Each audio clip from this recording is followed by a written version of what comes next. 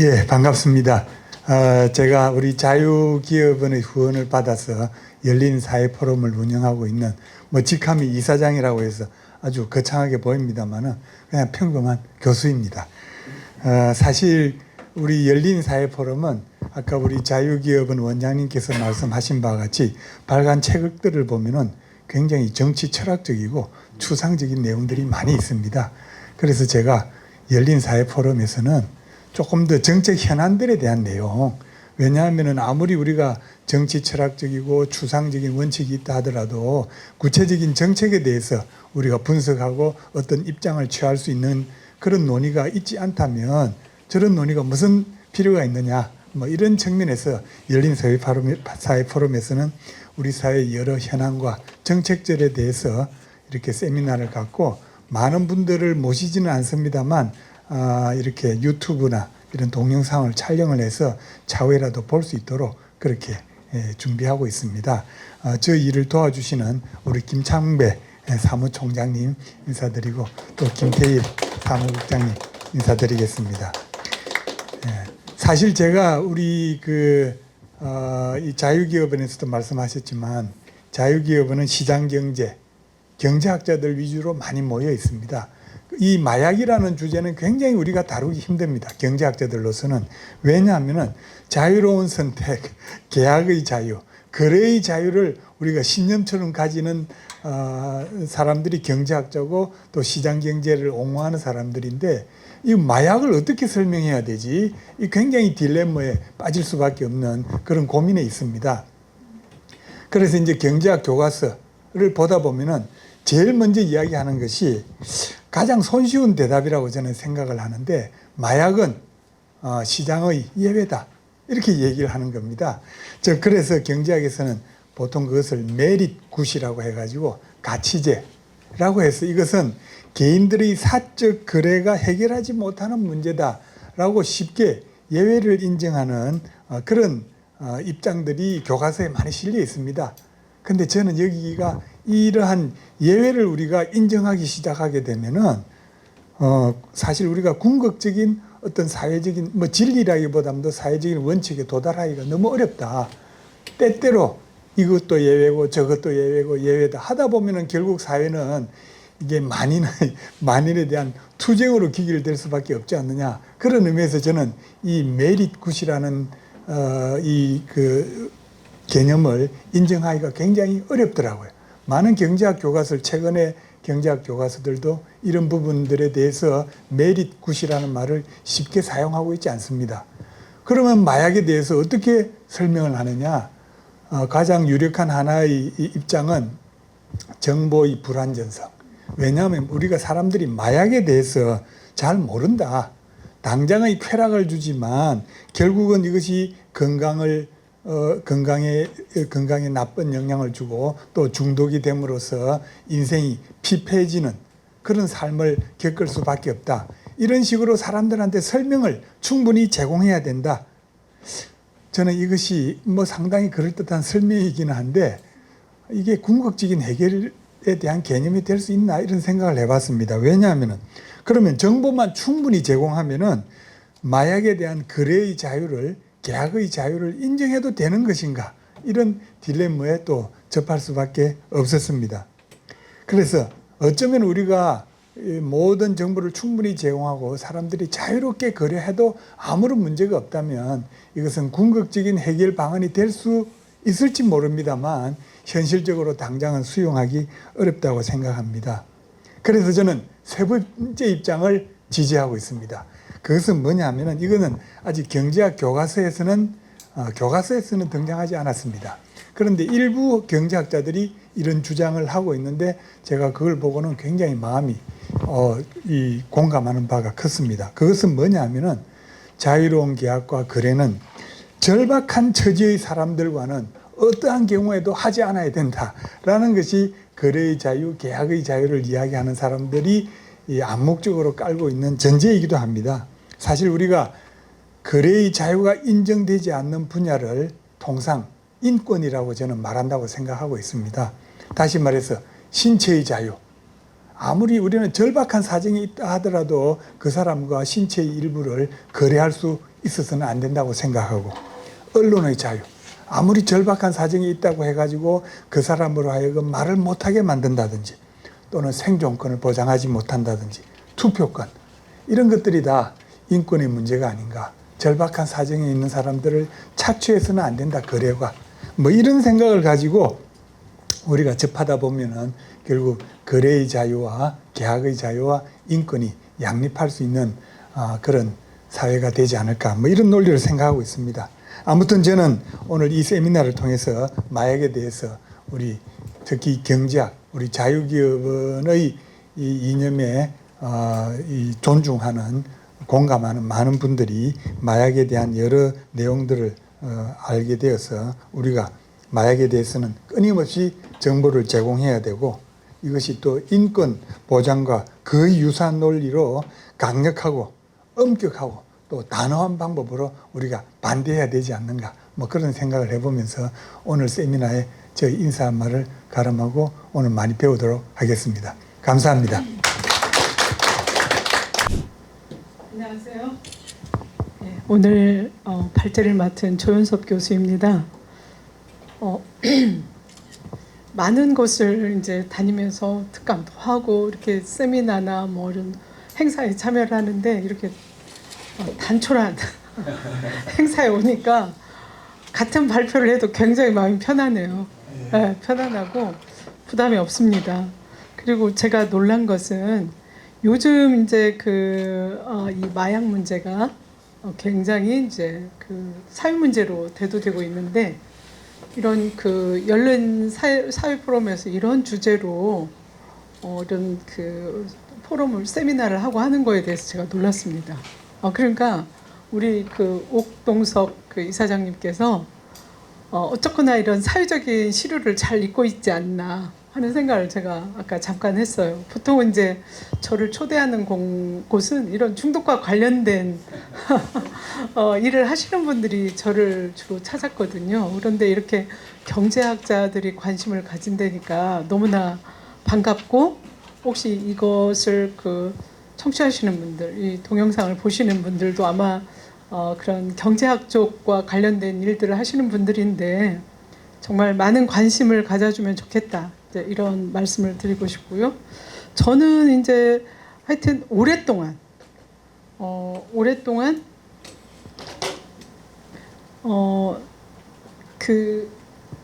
이거를 슬라이드 쇼로 해서 해주면 좋을 것 같아요. 중독 일을 해왔습니다. 지금 제가 그러니까 1990년부터 제가 이제 중독 그 상담을 시작했거든요. 아까 우리 옥동석 이사장님께서 전공이 뭐냐고, 중독을 전공했냐고 이렇게 말씀하셨는데, 지금은 이제 제가 중독 상담학과 교수기 때문에 우리 학생들은 중독을 전공한 거죠. 근데 저 때만 하더라도 이런 중독 문제에 대해서 관심을 가지고 하는 경우가 없었습니다. 제가 이제 그 초기에 그 복지부 산하에 있는 그 연구소에서 근무를 하면서 무슨 일을 했냐면 그 복지부로 또 위탁을 받아가지고 전국의 알코올 상담센터 만드는 일을 제가 복지부와 같이 주도를 했었어요. 그래서 그 당시에 이제 예산도 확보해야 되고, 그래서 제가 기재부도 가고 뭐 또 유관 기관들을 가서 찾아뵈면 무슨 술 마시는 사람들한테 국가에서 돈을 주고 프로그램 해줘야 되냐, 본인들이 좋다고 사 먹은 술까지 국가에서 책임져야 되냐, 그래서 면박을 당한 적이 되게 많았거든요. 그게 지금 보면 한 20년 전만 하더라도 중독을 국가가 책임진다는 생각이 전혀 없었어요. 그래서 그때 알코올 상담센터 만든 것도 무슨 의지가 있어서 한 게 아니라 복지부 담당 과장님 한 분이 예산이 남은 거예요. 그래서 그 남은 예산을 어떻게 할까 하다가 당신이 외국에 가보니까 지역사회 이런 그 알코올 상담센터들이 있더라, 이걸 한번 만들어 보면 어땠겠냐. 근데 그때 예산이 7천만 원인가 그랬어요. 8천만 원이 안 됐어요. 근데 또 4개를 만들재. 원래 그러잖아요. 공무원들은 한 개 가지고는 안 되니까 4개를 만들재. 그러니까 2천만 원이 채 안 되는 예산을 가지고 그때 이제 초기에 4개를 만든 거예요. 그러니까 그러고 이제 제가 38개까지 만들고 나서 또 우리나라의 이제 그 도박 문제, 사행산업, 바다 이야기 난리가 났어요. 그래서 이제 총리실에 사행산업통합감독위원회가 만들어지면서 제가 일대 센터장으로 공무원이 됐어요. 이제 전문직 공무원. 그래서 가서 이제 또 우리나라 도박과 관련된 정책, 뭐 또 지역사회 세팅하고 뭐 이런 일들을 이제 했었거든요. 근데 그때만 하더라도 국가에서 책임진다는 생각이 없었어요. 그래서 초기에 이제 만들 때 예산이 1,700만 원이어가지고 처음에 세팅을 잘못한 거죠. 그래서 지금도 수십 년이 지났는데 예산이 2억이 안 돼요. 이런 지금 이제 안타까운 일들이 있는 거죠. 어쨌거나 그게 뭐 예산이 작았던 어떤 특정 개인의 관심사였던 국가에서 이런 중독 문제를 해결하는데 첫 단추를 꼈다고 보고요. 다행히 이후에 그 많은 사람들이 국가에서 책임져야 된다는 게 공감을 했고요. 저는 그걸 설득하기 위해서 전국에 있는 공무원들을 모시고 정말 전 세계를 다 다녔어요. 보셔라. 이렇게 많은 프로그램들을 합니다. 그래서 제가 오늘 자료에는 없지만 그걸 가지고 왔어요. 타운을 만들고 운영을 하고 있거든요. 해외에서는 뭐 단순히 외래센터 하나 만들고 하는 프로그램이 아닙니다. 이 중독 문제는 특히나 외래에서 상담센터에서 상담을 해서 회복될 것 같으면 뭐 걱정이겠어요. 그렇게 해결될 문제가 아니다.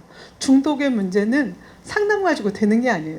저는 개인적으로 이렇게 좀 과격하지만 인간 자체, 그 개인을 갈아엎어야 된다. 모든 걸 다 갈아엎어야 돼요. 그러지 않고서는 이 문제가 해결되지 않는다. 결국은 그렇다면은 어떻게 해야 되죠? 굉장히 다양한 프로그램과 장기간의 지원이 필요하다. 그래서 오늘 이제 경제학자분들이 아까 예산 추계도 어렵다고 했는데 맞습니다. 이 중독은 어느 시점까지 3년 치료하면 끊어요 이렇게 말할 수 있는 게 아니고요.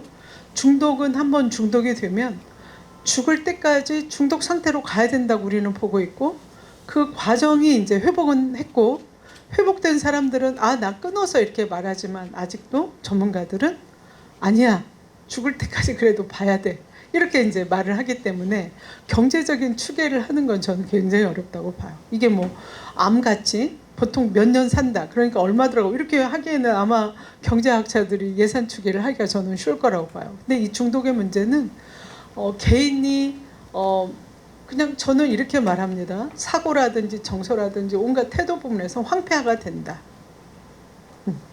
그러니까 중독된 분들을 보면 이따 제가 사진을 좀 보여드릴 텐데 뇌가 녹고요. 살이 다 썩어 들어가도 한다. 뭘 못해요. 중독자가 아니면 할 수 없는 상황이죠. 그런 것들이거든요. 그래서 저는 이제 개인적으로 90년도부터 했으니까 지금 한 35년 정도를 뭐 알코올, 마약, 도박, 또 이쪽 미디어 이런 센터를 만들고 또 운영을 하고 한 경험들을 가지고 있습니다. 그래서 김태일 선생님이 저한테 연락을 하셨죠. 깜짝 놀랐어요. 왜냐면 일단 강사를 제대로 섭외했다. 김당희 박사님한테 물어보면 돼요. 어때요? 김당희 박사님. 동의하시죠? 이건 제가 이제 농담 같지만 또 사실이기도 합니다. 자타가 공인하는 전문가라고 소개를 하고 있고요. 뭐 정말 많은 상도 받았고, 보셔요. 뭐 정부 부처 자문위원 뭐 여기다 기술을 다 못했는데 하여튼 중독과 관련된 일이면 다 한 것 같아요. 오늘 발표할 내용 중에 이제 최근에 5개년 국가에서 이제 국조실에서 발표했는데 우리 김남익 박사하고 제가 거기에 들어가서 또 이런 정책 하는데 관여를 했었고요. 그러니까 저도 모르겠어요. 어느 날 보면 누가 오라고 그래서 가면 누가 또 추천을 했다고 그러고, 그래서 알고도 가고 모르고도 가서 또 일을 하는 경우들이 많은데 저는 우리 김태일 쌤이 저를 어떻게 알았을까 되게 궁금했어요. 그리고 특히 오늘 와보니까 우리하고 전혀 이렇게 무관한 기구 같은 데서 김낭희 선생님을 초대하고 저를 초대한 건 아주 제대로 강사를 초대했다. 이런 말씀을 드려서 김태일 선생님이 수고한 게 헛되지 않았다. 이런 말씀도 드려요. 그래서 여기 보면 알겠지만 제가 알코올 중독도 하고 도박도 하고 미디어 중독도 하고 정말 모든 중독을 30년 이상 하면서 제가 한 것 같아요. 그래서 하여튼 그 중독과 관련해서는 누구보다도 할 말이 많다라고 생각을 하고요. 그다음에 이제 우리나라에 이제 중독학과가 없습니다. 서울에는 지금 하나 있거든요. 우리 학교에 충신대학교에 이제 그 중독학과 만들어서 이제 제가 또 교수로 가서 지금 교수로서 역할을 하고 있다는 것도 말씀드리고요. 여기 보세요. 중독의 데모라고 했어요. 이건 제가 한 게 아니에요. 언론에서 YTN에서 이렇게 자막도 달아주고 했거든요. 이게 이제 27년간이니까 지금부터 8년 전 제 모습인 거 같아요. 제 모습이죠. 8년 전. 그때 했고, 그 다음에 제가 이제 뭘 보여드리고 싶냐면 2023년 9월 16일에 고대에 도파민 파티에 오세요라는 이 초대장이 붙은 거예요. 이게 마약 파티 하자는 거였어요. 근데 여기 보면 누구라 오냐? 연세대학, 고려대학교, 그 다음에 이게 뭐예요? 서강대학교, 이제 이화대학교 뭐 이렇게. 그러니까 꽤 괜찮은 대학들의 학생을 170명만 모집하겠다는 공고가 딱 뜬 거예요. 학생들이 이게 뭔지 모르죠. 도파민 파티 하자. 근데 재밌는 게 뭐냐면 지금 깐부도 그렇고요. 최근에 이제 깐부라고 여러분들 아마 그 언론 보셨을 텐데요. 이게 우리나라에서 굉장히 큰 마약 동아리였는데 이 동아리가 그 명문대를 포함해서 지금 명문대, 서울대, 연대, 고대, 카이스트 대표적으로 그리고 이렇게 13개의 대학이 모여서 동아리를 했고요. 이 동아리가 마약을 한 거예요. 근데 이쪽 얘기를 들어보면 이 학생들을 선발할 때 그냥 하지 않았어요. 면담을 했어요. 부모님이 뭐 하시냐 1번이. 부모님의 직업을 물었어요. 왜 물었을까요? 돈을 받아야 되니까. 얘네들이 마약을 살 수 있을까? 그 다음에 큰 비용을 낼 수 있을까? 그래서 이 친구들이 이 서울대학교 학생이 이 깐부의 회장이었거든요. 거기서 호텔을 얻은 거예요. 그래서 그 호텔 방을 얻고 같이 숙식을 하면서 마약을 하고 외제차를 몰고 다니고 이런 아이들의 모임이었어요. 정말 보통 심각한 게 아니죠. 지금 대학가에서 이런 일들이 이루어지고 있다는 거. 그래서 이게 정말 마약 동아리가 만들어지고 있고 이런 아까 포스터가 공공연하게 대학가에 지금 돌고 있다. 우리는 마약 문제가 있다. 그러면 마약이 유통돼서 일반 사람들이 사 먹나 봐. 이렇게 생각을 하거든요. 그게 아니에요. 여러분 마약을 지금 주문을 하잖아요. 그러면 짜장면보다 먼저 와요. 짜장면은 만드는 시간이라도 있잖아요.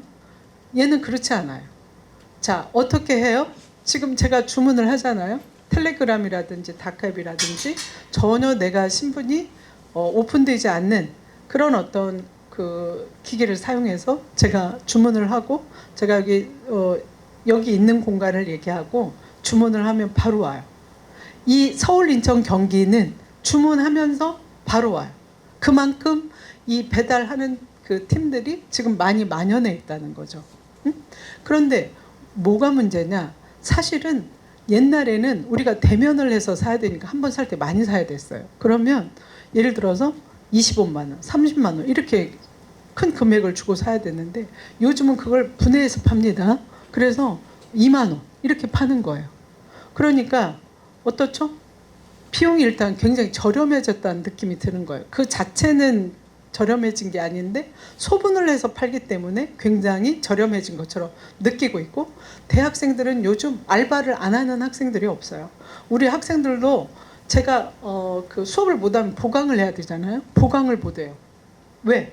애들 수업 시간에 딱 맞춰서 알바를 다 짜놨기 때문에 제가 다른 행사가 있어서 거기를 가야 되니까 보강하자 이랬다 난리가 나요. 보강을 할 수가 없어요. 그 정도로 대학생들이 알바를 하고 있다. 그래서 얘네들이 버는 돈이 제가 얼마씩 버나 이렇게 물어봤더니 50만 원에서 많이 버는 학생들은 100만 원까지 벌어요. 그러니까 마약을 2, 3만 원 주고 사기에는 큰 부담이 아닌 거예요. 지금. 그러니까 이런 것들이 지금 현상이라는 거예요. 어떤 사람이 그냥 사서 먹는다가 문제가 아니에요.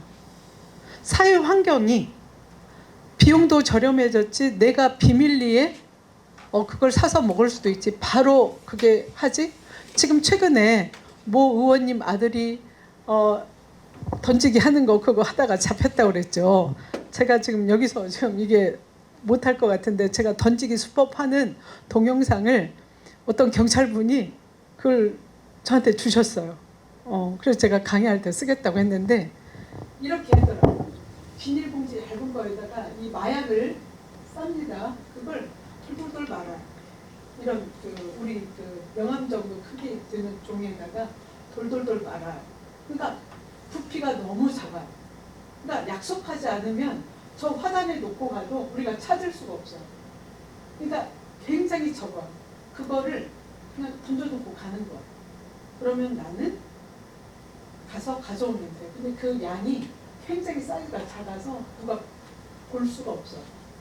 그런 것들을 이제 우편함에 넣어놓거나 이제 약속한 대로 그걸 주는 거죠. 근데 그 신문 보면서 제가 재밌었던 게 그분이 찾지를 못했잖아요.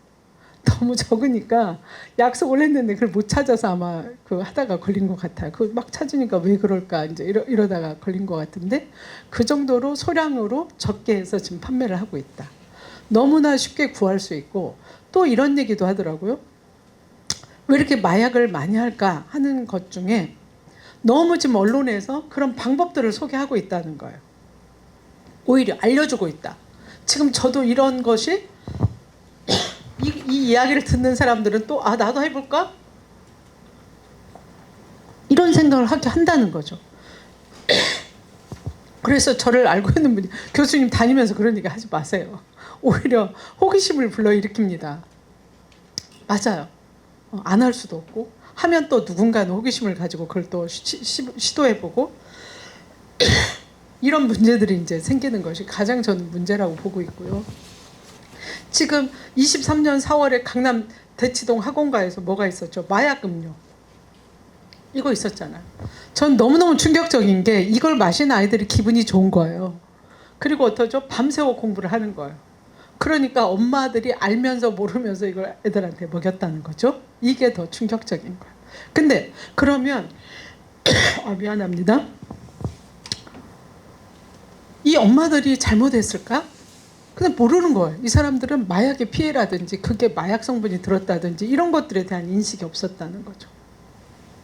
그래서 우리가 마약 예방 교육을 정말 열심히 해야겠다 이제 이런 생각을 하고 있고요. 그러니까 아까도 말씀하셨지만 전국 2위 동아리가 마약 소굴이었다. 이게 지금 깐부였거든요. 이 마약 동아리가 호텔, 놀이공원 등에서 집단 투약했다. 이런 얘기들. 그런데 마약은 섹스하고 불가분의 관계예요. 마약을 왜 하겠어요? 마약을 하는 정말 주된 원인은 기분 좋게가 아니에요. 섹스하려고 하는 것이 더 많다. 그러니까 마약을 했다? 이거는 성관계하고 밀접한 관련이 있기 때문에 이게 굉장히 문제가 된 거예요. 그래서 이런 조직을 가지고 학생들이 공부도 안 하고 이렇게 지금 마약을 해서 판매를 하고 이렇게 회원들한테 나눠줬다. 이런 것들 구조를 좀 제가 말씀드리는 거고요. 그래서 작년에 8월달에 이 마약 예방 활동단이 이제 구성이 됐고 제가 이제 거기 단장으로 위촉이 돼서 행사를 국회에서 이제 작년에 했었습니다. 그리고 작년에 식약처에서 대학생 마약 예방 활동단 사업을 했어요. 그래서 제가 10개의 사업을 책임지고 이제 운영을 좀 했었고요. 올해 이제 2차 사업을 또 하게 됩니다. 자, 그랬더니 국회에서 발행하는 잡지 기자가 저를 찾아왔어요. 그러더니 뭐 이렇게 기사를 낸다고 사진을 찍었어요. 근데 제 연구실 앞에 이렇게 막 등나무 올라가는 이게 그 공간이거든요. 근데 딱 거기를 보더니 교수님 여기 한번 이렇게 서보세요. 그래서 내가 웃었어요. 근데 웃으시면 안 됩니다. 인상을 쓰세요. 나 이런 거 찍을 줄 몰랐어요. 그래서 아주 심각하게 나르고 있으라는 거예요. 그래서 이렇게 팍 하고 심각하게 있었는데 이게 표지 모델로 나간 거예요. 국회 그 잡지에. 그리고 이제 상당 부분을 대학 캠퍼스도 마약과 전쟁을 해야 된다 하고 이제 제가 그때 인터뷰한 거를 상당히 많은 양을 여기 인터뷰 했으니까 한번 보셔요. 들어가셔서 K공감이 이게 국회 잡지더라고요. 그래서 상당히 제가 불편했어요. 이렇게 못생기게 찍어주면 어떡하냐. 그리고 거기다가 이렇게 무섭게 찍어놓으면 어떡하냐. 그랬는데 이걸 본 많은 분들이 엄청 이 사진을 너무 잘 찍었다. 이걸 딱 마약하고 이걸 보니까 감옥에 갇히는 게 딱 연상이 돼서 그 사진 기자가 누구냐 이렇게 물어본 적도 있고 할 정도로 해서 제가 했습니다. 자, 마약은요 뇌가 녹아요. 이건 SBS에서 직접 실험도 하고 촬영한 겁니다. 근데 더 치명적인 건 10대. 모든 중독은 어릴수록 나쁘죠. 아직 왜냐하면 아이들은 다 성장이 안 됐기 때문에 어릴 때 이런 마약이라든지 알코올을 하게 되면 굉장히 피해가 많은데 뇌가 녹는다 이렇게 지금 표현을 했고요. 이거 보세요. 얼굴이 망가집니다. 얼굴이 망가져요. 그것뿐만 아니에요. 좀비가 되죠. 여러분 펜실베니아 유튜브에서 보면 이분들 흐느적거리는 거 많이 보실 거예요. 저 아시는 분이 작년에 그러시더라고요. 본인이 샌프란시스코에 학회 때문에 갔는데 샌프란시스코 공항 앞에 좀비들이 너무 많아서 우리가 한국에서 생각하는 그 아름다운 샌프란시스코가 아니어서 너무너무 실망했고 걱정이 되고 큰일 났다. 그 생각을 했다는 거예요. 그리고 도시에서는 이분들 때문에 학교를 안 하는 데도 있다. 이런 얘기들을 하셨어요. 그래서 초기에는 이 펜실베니아 거리에서 하는 걸로만 알았지만 전 세계 이런 곳들이 많고 제가 이제 코로나 직전에는 거의 매년 이제 해외에 나가서 이런 그 시설들도 보고 뭐 또 프로그램 행사에도 참여를 해서 발표도 하고 해서 이제 그 도시들을 보게 되는데 이전에는 없었던 그런 거리들에 이분들이 나와 있는 거를 이제 보게 됐어요. 그러니까 미국 같은 데는 지금 난리가 아닙니다. 그러면 뭐 우리나라가 예일까요? 저는 아마도 5년 이내에 이렇게 대규모는 아니지만 이제는 심심치 않게 길거리에 이렇게 널브러져 있는 좀비들을 우리도 보게 될 거다. 왜? 펜타닐을 꽤 많이 사용하고 있다. 근데 너무 충격적인 건 펜타닐은 향정신의약품이에요. 여러분 우리가 아는 마약이 아닙니다. 물론 마약류의 향정신의약품이 있는데 펜타닐은 인정된 약물이에요. 그런데 이거를 많이 복용하게 되면 문제가 되는 거죠. 이렇게 좀비가 되고 펜타닐은 다른 마약에 비해서 그 성분이 100배 이상 효과가 있다. 그러니까 한 번만 해도 이거는 끊기가 굉장히 어려운 거예요. 이런 어떤 좀비들을 우리가 보게 될 거다. 이렇게 지금 다 여러분들 같은 자세로 1시간을 이러고 있으라고 해보세요. 우리가 할 수 있을까? 우리는 못해요. 이 사람들은 오랜 시간 동안을 저러고 있게 되죠. 이게 정말 이런 그 자세들은 우리가 취할 수가 없습니다. 그리고 어떻게 되죠? 이런 기형아들을 낳는다는 거죠. 여성이 마약을 하고 아이를 낳았을 때 이런 기형. 자, 이렇게 뭐 펜타닐 중독자들. 자, 이거 보세요. 살이 썩습니다. 그러니까 이래도 한다는 거죠. 그러니까 중독을 끊기가 얼마나 어려운가를 알 수 있는 거예요. 이래도 우리가 해요. 자, 더 중요한 거, 더 징그러운 거 한번 보실까요? 살이 썩어요. 그런데도 해요. 네. 이런데도 해요. 제가 더 심각한 것들이 있지만 그거 보면 다들 너무 놀라셔서 그리고 그게 자꾸 연상이 돼서 굉장히 불쾌하다고 하시는 분들이 계셔서 이 정도로 보여드리는데 여러분 마약의 폐해는 우리가 알고 있는 것보다 크다. 이게 저는 문제라고 보고 있고 우리나라에서도 기억력에 좋은 음료다 해서 이렇게 마약을 이렇게 주는. 그래서 제가 요즘은 뭐 학교나 학부모들 특강을 가게 되면 아이들한테 이런 걸 알리라고 그래요. 모르는 사람이 음료 주면 아무리 봉해져 있어 절대 먹지 말기. 이미 만들어서 그 사람들이 봉하거든요. 절대로 아이들이 다른 사람이 주는 음료 마시면 안 돼요. 그런데 이게 학교 장면으로 들어가면 얼마나 무섭냐면요. 친구들이 이 마약을 줘요. 마약 음료를. 그래서 나는 먹어요. 그럼 기분이 되게 좋잖아요. 근데 몇 번 마셔요. 그러면 친구가 어느 날 나를 불러요. 너가 지금 마신 게 마약이었어. 너 내가 경찰에 신고할 거야. 난 마셨잖아요. 정말 애들이니까 어리니까 너무 무서운 거예요. 그러니까 아이들이 어떻게 할 줄을 모르죠. 이때 얘가 말해요. 내가 하는 거를 시키면 신고 안 할게. 그래서 얘가 다시 마약 사범이 되는 거예요. 다른 아이들한테 마약을 제공하게 되는. 그래서 학교 내에도 보이지 않는 이런 어떤 그 지금 조직들이 다단계처럼 만들어지고 있다. 마약과 별개인 것 같지만 더 문제는 지금 온라인 도박이에요. 아이들 청소년들 온라인 도박으로 지금 엄청나게 도박을 하고 있어요. 내가 한 사람을 불법 도박에 소개를 하면 아이들이 3만 원에서 5만 원을 받아요. 10명 하면 얼마를 받을까요? 30만 원. 애들한테는 굉장히 큰 돈이에요. 30만 원, 50만 원. 그리고 그 내가 소개한 친구가 돈을 잃잖아요. 그럼 거기에 또 인센티브를 받아요. 그래서 중고등 학생들이 몇백만 원씩 받는 아이들이 있어요. 이게 말이 됩니까? 그러니까 학교 장면이 지금 온라인 도박, 이 마약, 이 문제 때문에 지금 앞으로 뭐 어떻게 될지 모르겠어요. 그런데 더 문제는 뭐냐? 아이들한테 물어보면 그렇게 하지 않으면 친구를 사귈 수가 없다는 거예요. 같이 놀 수가 없다는 거예요. 결국 이게 또 대인관계로 또 들어가게 되고, 결국은 대인관계 못하고 고립되어 있는 아이들이 이런 게임에 이제 잘 넘어갈 수밖에 없어요. 이렇게라도 내가 친구를 사귀어야 되니까. 그래서 어떻게 해야 되냐 하는 부분에 가면 이제 이게 이제 전문적이고 정말 할 일이 너무 많다. 뭐 어떻게 해야 되냐?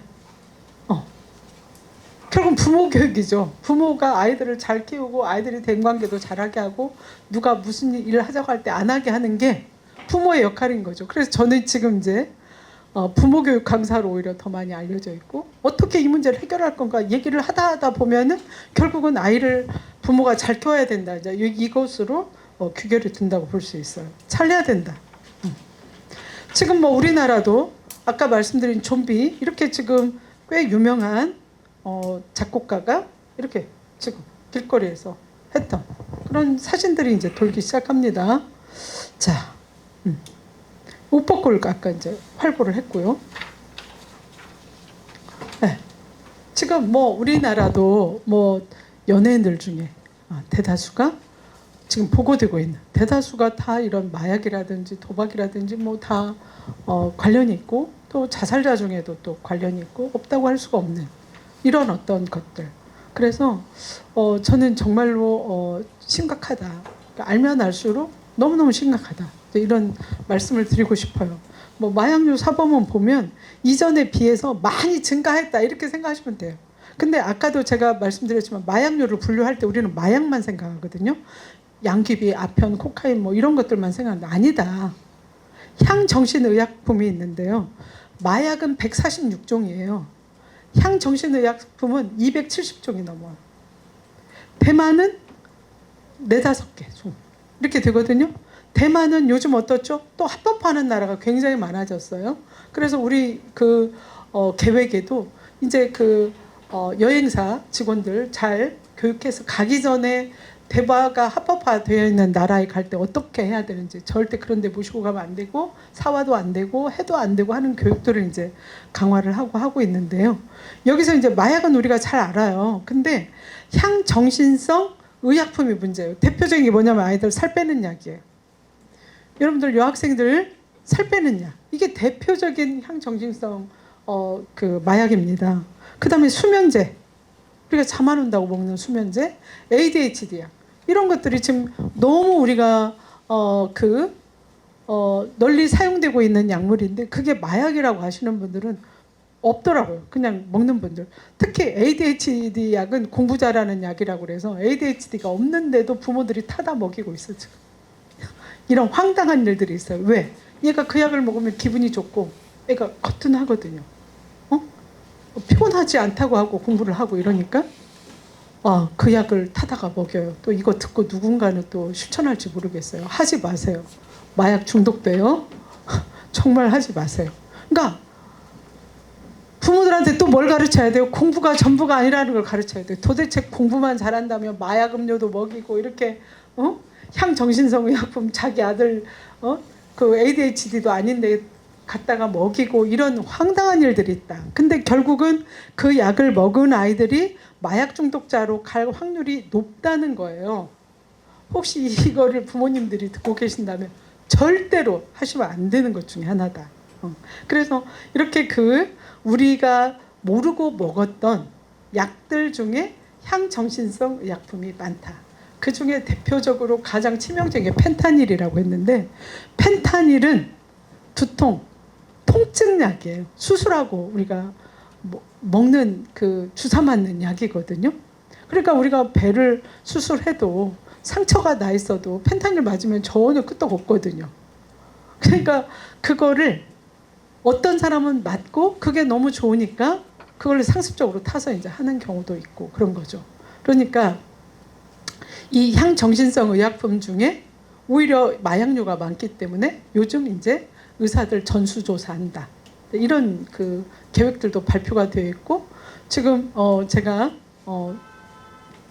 지금 유명 연예인인 경우에도 사실은 전수조사에 걸린 거거든요. 이분이 마약을 산 게 아니라 전수조사를 하니까 동일인이 너무 많이 이 향정신의약품을 받아가지고 걸린 경우도 있거든요. 그러니까 우리가 알고도 모르고도 먹는데 정말 살 빼는 약이나 이런 것들은 너무 지금 많이 사용되기 때문에 그 조심해야 된다. 이제 하는 거고요. 여기 보면은 마약은 146종, 향정신 320종이나 되네요. 대만은 4종 이렇게. 두 배나 많은 거죠. 보통 우리가 마약이라고 하는 것의 두 배가 지금 향정신성 의약품이고 우리가 그 의학용으로 의학적 용어로 우리가 사용하고 있는 것들이 알게 모르게 지금 마약이다. 지금 10년간 마약 추세를 보면 이렇게 급증하고 있다. 2004년도에 3만 4천 명 정도 늘었다. 옛날에는 4,200명, 10년 전에. 그러니까 이게 엄청나게 지금 늘어나고 있다. 근데 이거는 마약 사범으로 걸린 경우예요. 그러니까 마약을 하고 있는 건 우리가 추정할 수가 없어요. 여기에 50배를 곱하자고 했거든요. 그 암수 조사라고 그래서 50배를 곱하는 숫자인데 우리나라는 마약이 법적으로 금지되어 있거든요. 그래서 하는 순간 범법자가 돼요. 그러니까 해서 걸린 사람의 숫자고 안 걸린 사람 숫자는 여기에 포함되지 않았어요.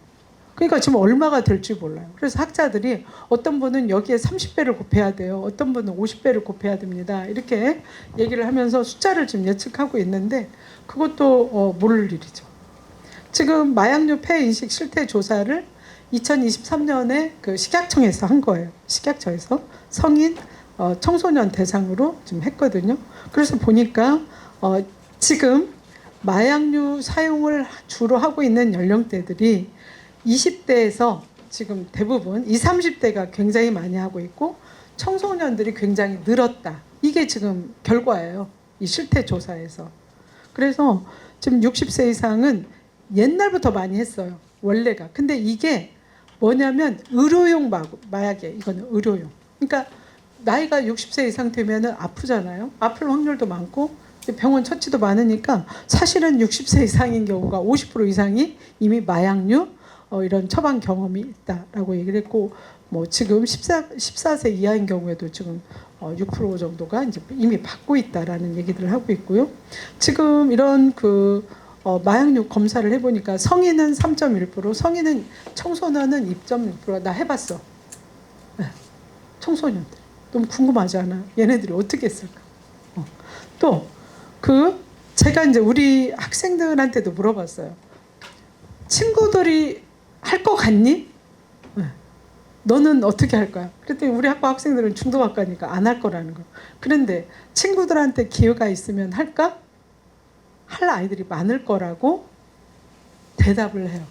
옛날에 우리는 마약을 한다는 생각 자체를 못했고 결국 해도 우리 때는 부탄가스 봉지에 넣어가지고 그냥 흡입하고 주로 이제 공사장 저 구석대에 가서 몰래 하고 널브러졌다가 깨면 나오고 이게 이제 다였다면 지금은 그리고 그때는 굉장히 그걸 무섭게 생각을 했고 하면 안 되는 건 줄 알았어요. 부탄도.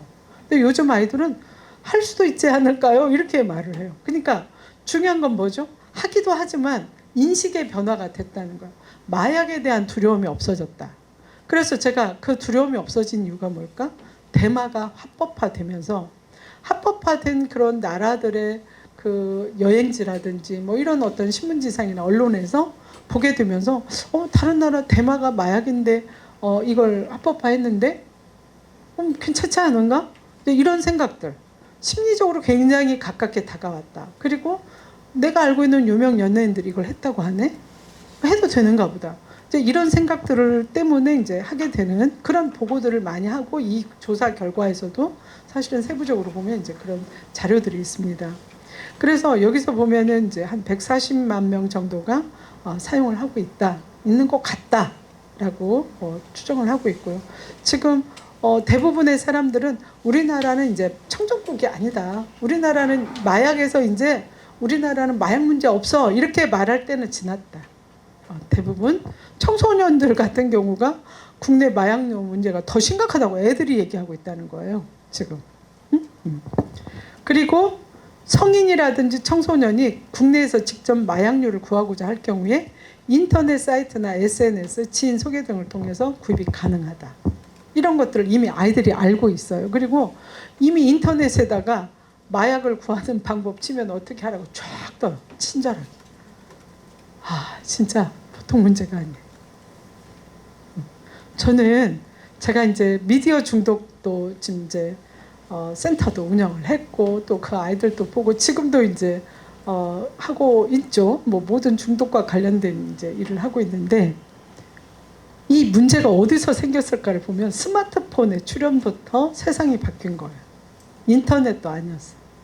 스마트폰이 생기면서 세상이 바뀌었다고 봐요. 그래서 저는 가끔 제가 그런 얘기를 해요.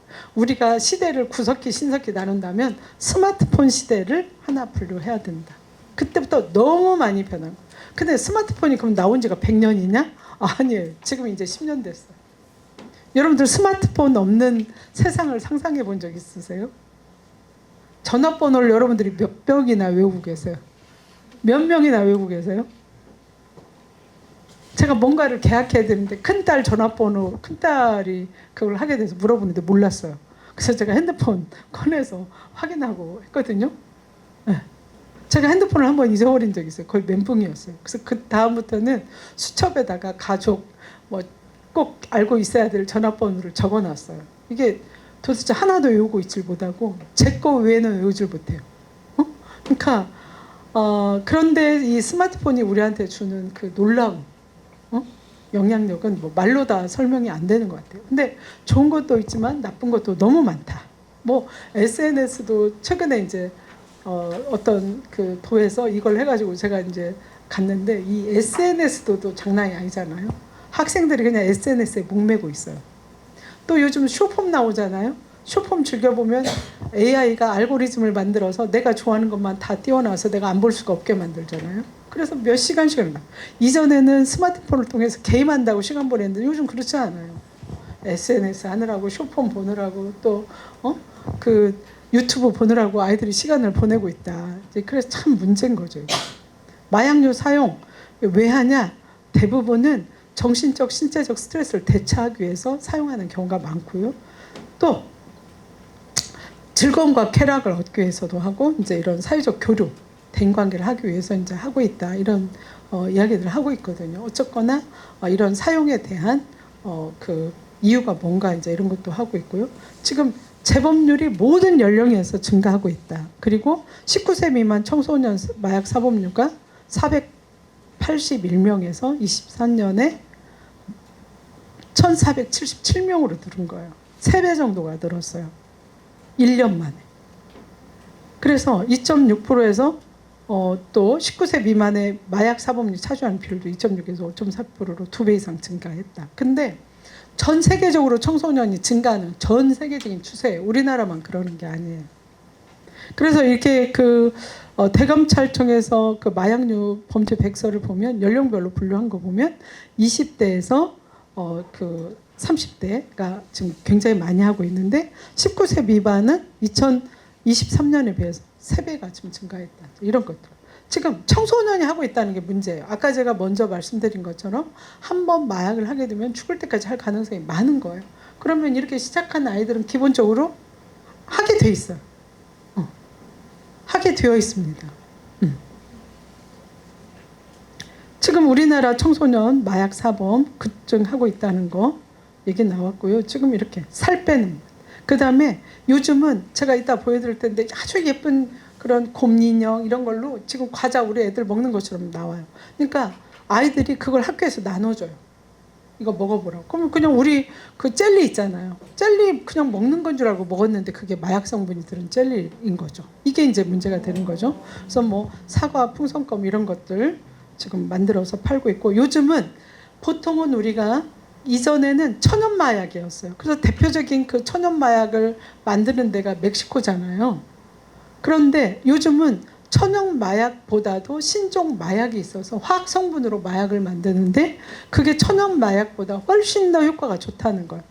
그러니까 이전에는 외국에서 그걸 수입했지만 이제는 우리나라에서 만들어서 그냥 파는 거예요. 문제는 이제 밀매 막는다고 하는데 그것도 한계가 있고 지금 더 그 마약의 효과가 좋은 거는 이미 만들어서 화물질 하고 있다. 이런 것들이 이제 문제가 되고 있고요.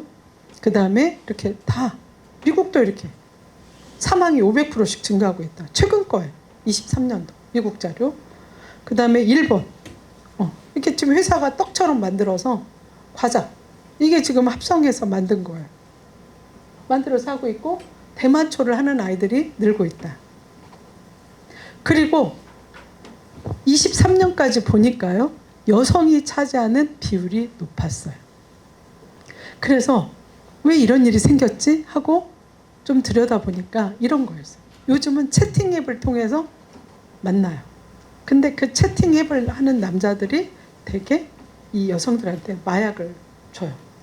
그래서 마약을 하게 하고 본인이 성착취를 하기도 하고 또 윤락을 하도록 시켜요. 그리고 요즘 나이트클럽이나 이런 데 가면 물뽕이라는 게 있어요. 그냥 내가 맥주 마시다 이렇게 가면 거기에 알약 하나 넣잖아요. 근데 무색무취해. 몰라요. 근데 그게 마약이에요. 그래서 내가 아침에 일어났는데 모텔인 거예요. 옷은 다 벗겨져 있고. 이런 일들이 많아서 오히려 10대는 남성보다 여성들이 본의가 아니라 타의로 하게 되는 일이 많다는 거예요.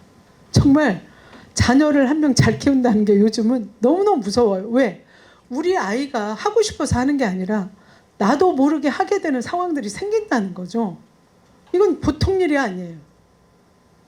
그러면 정말 방구석에만 있어야 되는 상황이 생긴 거예요. 아니 친구들하고 맥주 한잔 하러 갔는데 남자친구가 거기 탈 수도 있고요. 그런 경우들도 비일비재합니다. 여성들이 마약을 했을 경우에 본인이 친구들이 하자고 한 경우도 있지만 간접적으로 한 경우가 더 많았다. 그래서 이 마약 부분에서 여성이 차지하는 문제가 굉장히 심각하다. 이런 말씀을 드리고 싶고요. 그 다음에 우리나라의 마약이 왜 이렇게 지금 문제가 되냐. 밀매를 해서 파는 이득이 훨씬 더 외국보다 많다는 거예요. 그러니까 동일한 1mg을 미국에서는 1만 원이면 사는데 우리는 20만 원 줘야 되는 거예요. 그러니까 그 이익이 많으니까 밀매를 하는 사람들이 죽기 살기로 하는 거예요. 그래서 더 많이 들어오고 더 많이 중독되고 있다. 이런 현황들은 계속 늘고 있다고 여러분들 보시면 될 것 같아요. 그래서 제가 이제 여기까지 내용을 요약을 해드렸는데 청소년 마약 사용이 지금 급증하고 있다. 근데 이게 끊는 게 아니라 이제 얘네들은 계속 죽을 때까지 할 가능성이 많기 때문에 문제라는 거예요. 20, 30대 마약 사용이 급증했고 여성이 증가하고 있다. 밀매가 증가하고 있다. 그런데 마약 재범률은 감소했다 이렇게 썼는데 아주 미미해요. 네. 안 걸린 거죠. 하고도. 그 다음에 범죄 유형별로 봤더니 투약이 제일 많았고요. 밀매하다가 이제 걸린 게 했다. 그래서 이런 사실들을 우리가 이제 예방치유 재활 사업할 때 배려해서 맞춤형으로 프로그램을 해야 된다는 말씀이 있고요. 이제 이런 범죄 지표 외국 왜 우리나라가 마약에 또 이렇게 하냐 이렇게 하는 것 중에 지금 웬만한 스카이 대학은 1년에 한 15,000명 정도가 해외에서 유학을 와요. 근데 이미 그 학생들 중에는 대마가 합법화되어 있는 나라에서 대마를 했던 아이들이 오고 있다. 그래서 한국 아이들한테도 권하고 도파민 파티 하자고 할 때 외국 애들이 많이 가고 이제 이런 상황들이 생긴 거예요. 그래서 유학생들이 많아진 거. 그 다음에 외국의 노동자들이 들어오는 경우. 제가 이제 국조실에 이제 이 5개년 계획 짠다고 해서 참여를 해서 가보니까 18개 부처가 왔더라고요. 근데 제가 굉장히 인상적이었던 게 해양부가 왔어요. 해양부에서 뭘 보고를 하냐면 거기 일하는 대부분의 외국 노동자들이 마약을 하고 있고 배로 마약 밀매가 정말 우리는 맨날 세관 얘기하지만 배로 굉장히 많이 들어온다는 거예요. 그래서 해양부가 이제 와가지고 하는 얘기 듣고 우리는 그냥 맨날 공항에서 걸렸네 안 걸렸네 하니까 공항만 오는 줄 아는데 진짜 많이는 배로 싣고 온다는 거죠. 그리고 거기에 대부분의 일하는 사람들이 외국인들인데 일도 힘들고 하니까 마약을 굉장히 많이 하고 있다 이제 이런 얘기들을 했고요. 국내에서도 지금 술 마약하고 좋은 차 가지고 가다가 막 다 들이받고 해가지고 큰 사고 내고 했던 것들. 그다음에 뭐 범죄 뭐 원인 중에 하나가 이 호기심이 많다 하는 것들, 그리고 무직자가 많이 하더라. 근데 무직자가 많이 한 게 아니라 하다 보니까 무직자가 된 거예요. 저는 그렇게 봐요. 지금 이거 지금 여러분들 자료에 다 넣었고요. 지금 마약류 범죄 유형에는 차이가 있지만 젊은층이나 외국인이 증가하고 있다. 이런 얘기들을 드리고요. 이렇게 많이 증가했다. 그리고 이제 최근 일부 국가에서 기호용 대마 사용이 합법화되면서 이제 문제가 되고 있다. 그래서 왜 이게 일부 제가 만난 친구도 이런 얘기를 했어요. 아니, 다른 나라에서 합법화하는 걸 왜 우리나라는 자꾸 금하는 거예요? 대마 이거 그 담배보다도 덜 나쁘다는데 이거 우리도 허용해야 되는 거 아니야? 오히려 큰 소리 빵빵 치면서 자기는 대마밖에 안 했는데 왜 내가 문제가 되냐, 이런 사람도 봤거든요. 그러니까 이게 합법화가 되면서 문제인데, 여러분 제가 이제 대마 합법화된 나라들을 여기 소개를 해봤어요. 뭐 물론 우루과이, 태국 뭐 이런 데는 이제 뭐 남아프리 공화국 뭐 이런 데는 그래 뭐 좀 못 사는 나라라고 해요. 지금 좀 너무 충격적인 뭐죠? 캐나다, 그다음에 스위스, 독일, 이런 선진지들이 이제 대마를 허용을 하기 시작한 거예요. 이게 도대체 우리나라도 언제까지 이걸 막을 수 있을지 정말 너무너무 걱정이고, 아마도 어떤 분은 청소년 표나 이런 마약하는 분들의 표를 의식해서 대마를 합법화하겠다고 정책으로 내걸 사람이 생기지 않을까? 이것도 우리가 이제 고민해야 되는 시점이라는 거. 과연 안 할까? 표가 된다면 안 할까? 왜 할 말이 많잖아요. 이렇게 선진지에서 하고 있고. 네. 하여튼 계속 앞으로 늘어날 거다. 이게 지금 뭐 심지어 대마는 마약류에서 빼야 된다는 얘기도 있고, 이런 것들이 굉장히 문제가 되고 있다. 온라인 해가지고 다크웹이라든지 이런 것들을 통해서 되고 있다. 마약 구매, 온라인, 다크웹, 텔레그램 이런 것들을 통해서 지금 많이 하고 있다. 온라인 통해서요. 그리고 이제 국내 의료용 마약류 처방 지속 증가하고 있고, 아니 아파서 의사가 먹어야 될 정량을 줘서 먹는 건 문제가 없죠. 근데 애들이 이걸 알아가지고 병원을 순례하면서 약을 타요. 근데 요즘은 이제 의약품도, 제가 최근에 일주일도 안 됐나 봐요. 병원을 갔어요. 근데 정형외과에서 제가 무릎이 아파가지고 통증약을 받았어요. 정형외과 약에 통증약이 난 들은 줄 몰랐어요. 그리고 제가 오후에 이가 안 좋아서 치과를 갔어요. 그러니까 거기서 또 통증약을 처방을 했거든요. 약사님이 저를 보고 오전에 약에 그 통증약이 들었으니까 이 치과약에서는 빼겠다고 그렇게 하고 전화를 하시더라고요. 약사님이. 그래서 저도 놀랐어요. 아, 그게 이중으로 될 뻔했구나. 그리고 그렇게 먹으면 안 되잖아요. 그래서 그렇게 약을 받아온 적이 있거든요. 그러니까 요즘은 이제 크로스 체크를 나름대로 하는데, 그걸 또 얘네들은 그걸 교묘히 피하는 거죠. 다른 사람 이름으로. 문제는. 그래서 요즘 의료보험증 가져오라고 한 거예요. 이제 확인하려고. 다른 사람 제가 누구 이름 대고 해도 누구도 알 수가 없는 거예요. 그러니까 이제 이런 일들이 생기고 있다. 하여튼 오남용 우리나라 그 조치 기준이 있고요. 다 있습니다. 근데 신종 마약류가 증가하고 지금 20대가 주로 사용하고 있고, 이제 신종 마약류가 이렇게 합성해서 지금 많이 나오고 있다. 지금 앞으로 뭐 어떤 약이 나올지 모르겠어요. 정말 너무너무 이런 머리를 좀 건강한 데 쓰면 얼마나 좋을까 싶은데요. 이렇게 신종 마약류도 지금 뭐 굉장히 많이 증가했다 하는 거고요.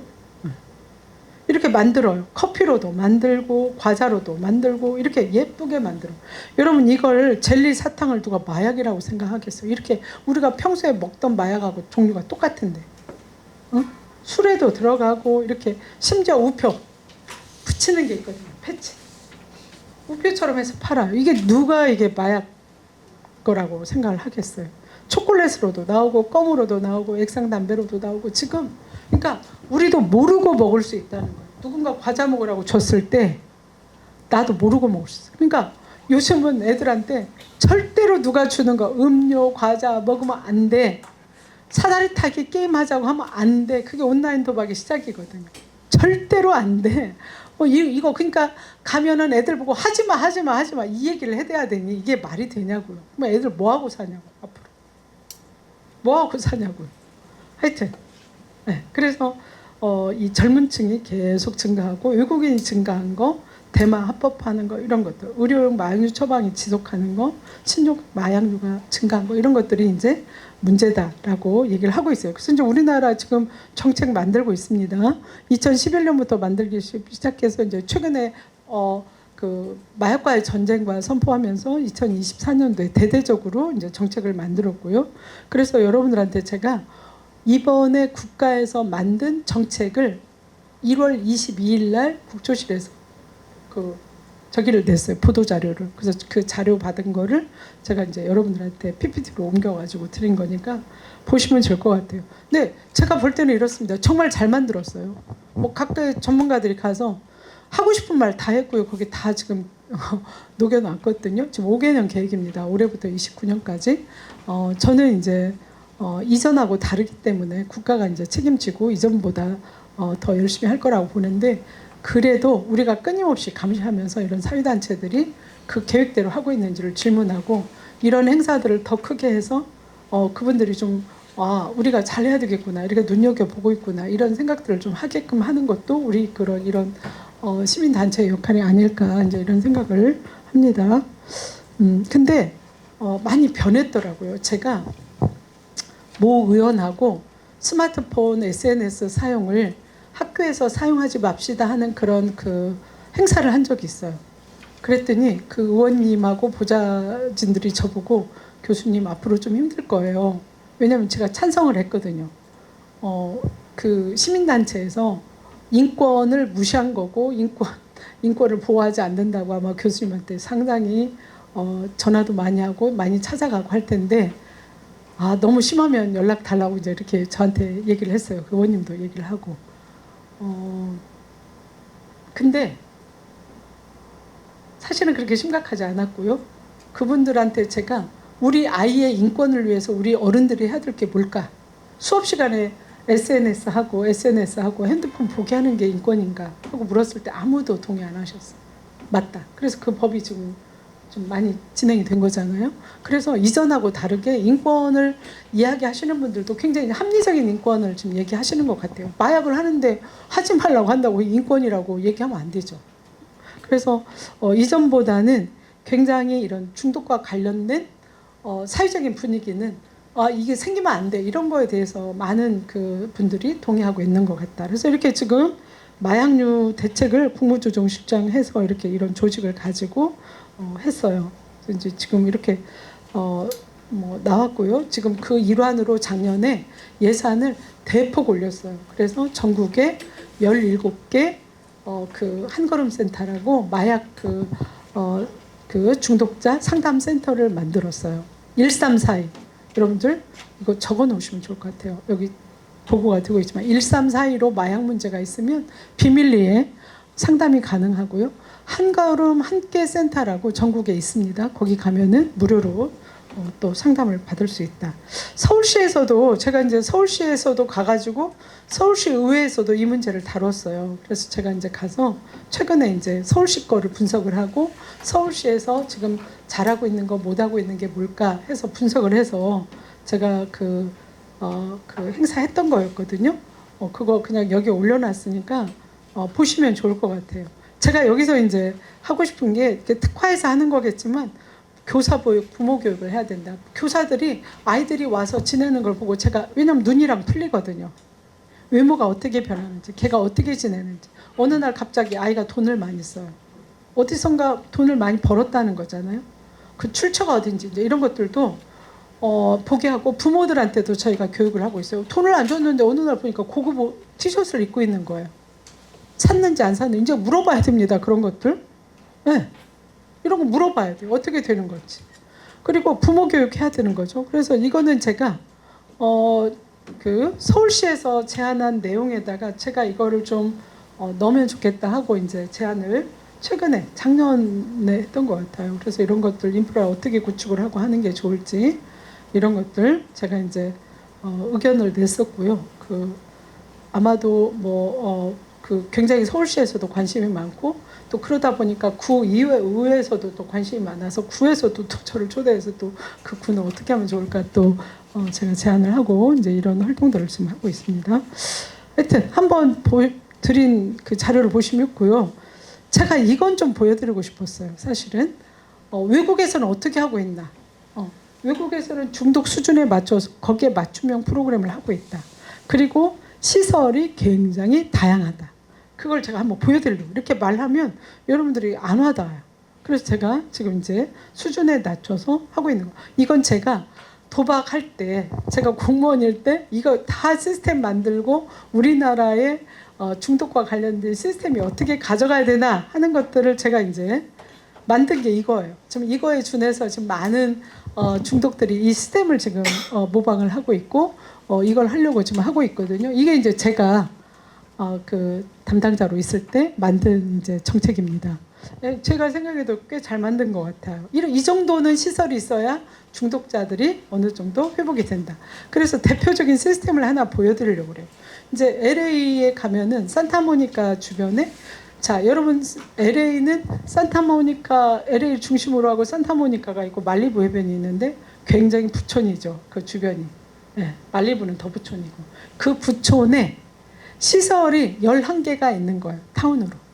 제가 이걸 보여드리고 싶어요. 지금 이 주변이 쭉 저쪽 끝까지 중독 시설이에요. 마약 알코올 시설. 우리 같이 그냥 사무실 하나 놓고 여기서 상담한다고 앉아있는 그런 프로그램은 하긴 하지만 굉장히 적은 역할이에요. 굉장히 다양한 프로그램을 운영하고 있다.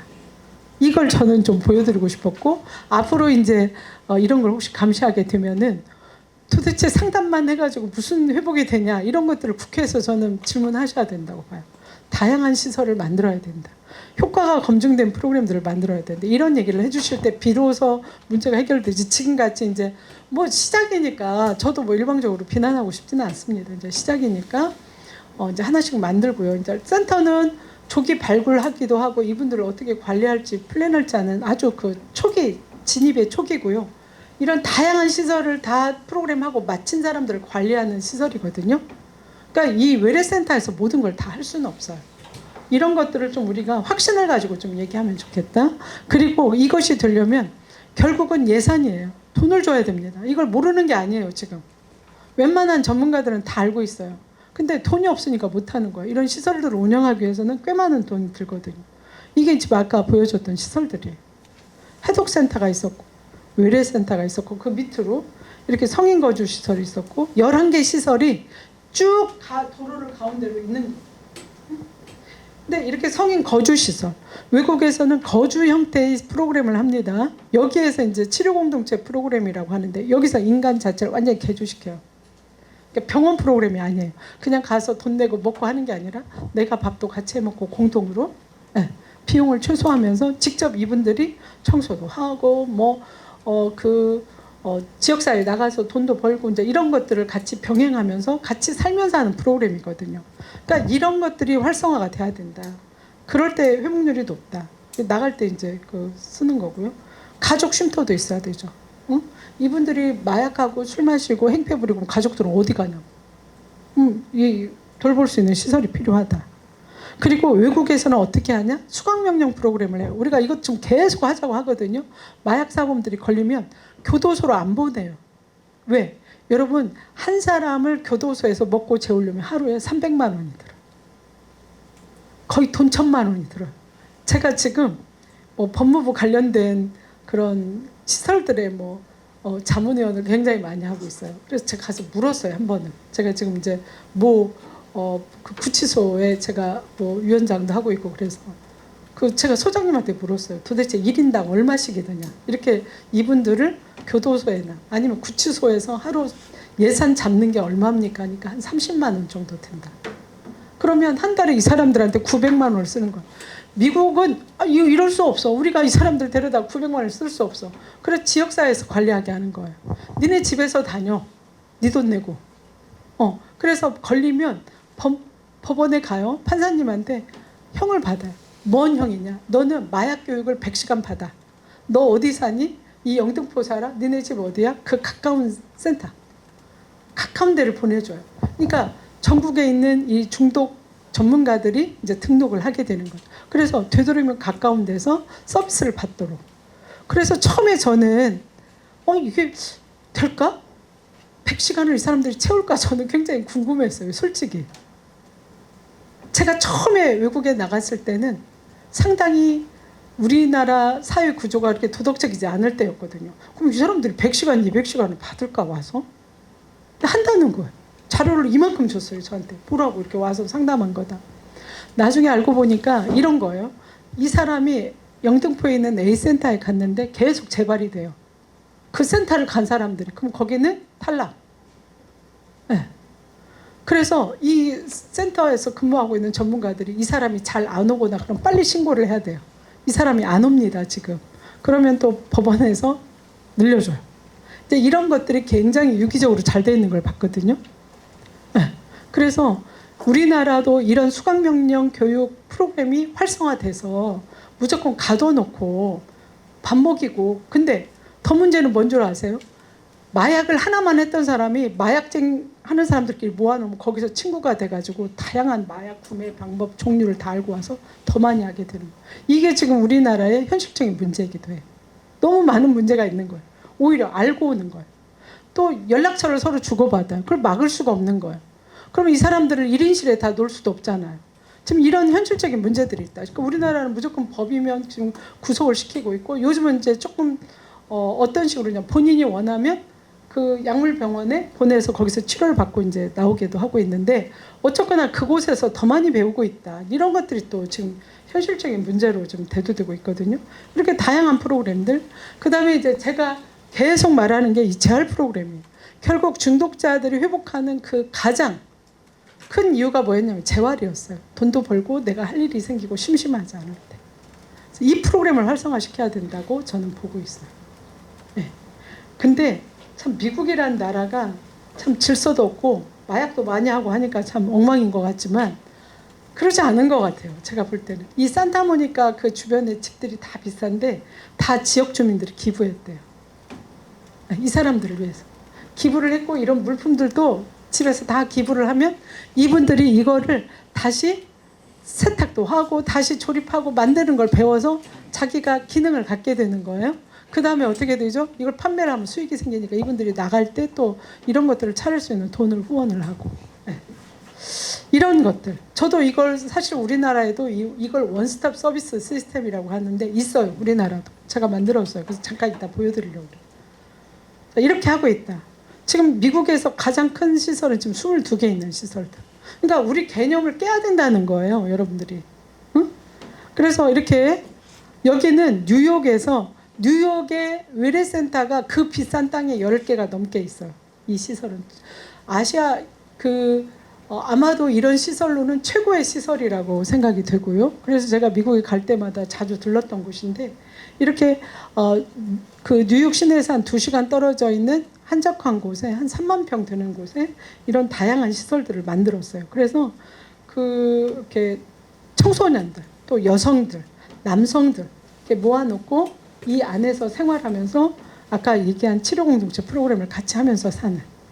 이 팍스런, 이 스프링우드 같은 경우는 200명이 있어요. 일종의 청소년들 대안학교 활동 같이 하는 곳이에요.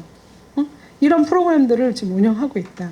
지금 이건 제가 만든 거예요, 한국에. 제가 아까 복지부 산하기관에 있을 때 제가 이걸 만들었어요, 원스톱을. 그래서 외래센터 만들고, 병원은 우리 연구소에서 했고, 그 다음에 이런 감나무집, 이거 그 원스톱으로 제가 그때 만든 거거든요. 입소 비용 33만 원이요. 그런데 훨씬 더 효과가 좋습니다, 다른 데보다. 지금 이렇게 그 감나무집 치면 이렇게 나와 있고요. 제가 이름을 감나무집이라고 쳤더니 개고기집인 줄 알고 오해도 하고 저한테 왜 감나무집이냐 이렇게 얘기를 묻는 집이 있어요. 지금 이게 이제 제가 처음 만들었을 때 이제 현판식 하는 건데, 왜 감나무집이었냐? 감나무가 있어서. 이 집에 감나무가 아주 좋은 감나무가 있어서 제가 감나무집이라고 했고, 변호사님 댁이었는데 사망하신 뒤에 이제 구입해서 구조를 가지고 했던 건데, 아까 이렇게 크게 다시 신축을 했어요. 그리고 이제 프로그램 보면은 병원에서 그냥 먹고 자고 가서 1시간 프로그램하고 완전히 달라요. 이 사람들은 생활이에요. 집에서 사는 것처럼 생활하는 거예요. 자기가 해야 돼요, 직접. 네. 이런 거라서 달라요. 그리고 이제 여성을 위한 거주 시설을 향나무집도 이제 제가 만들었어요.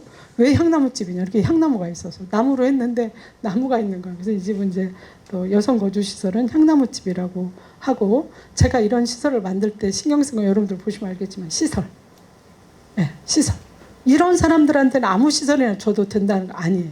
사람은 내가 어디 사느냐에 따라서 변화의 동기도 생기는 거. 굉장히 시설, 먹게 드시는 거 이런 거에 신경을 되게 많이 썼어요. 그래서 여기도 다시 재건축을 했고 시설이 더 좋아졌어요.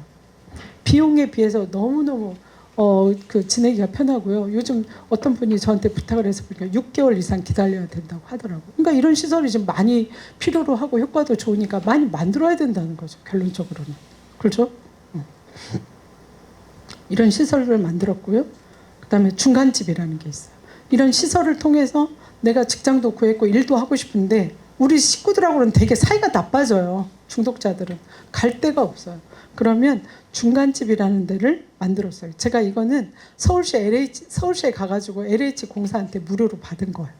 그래서 무료로 받아서 지금 운영하고 있는데 여기 10명이 살고 있어요.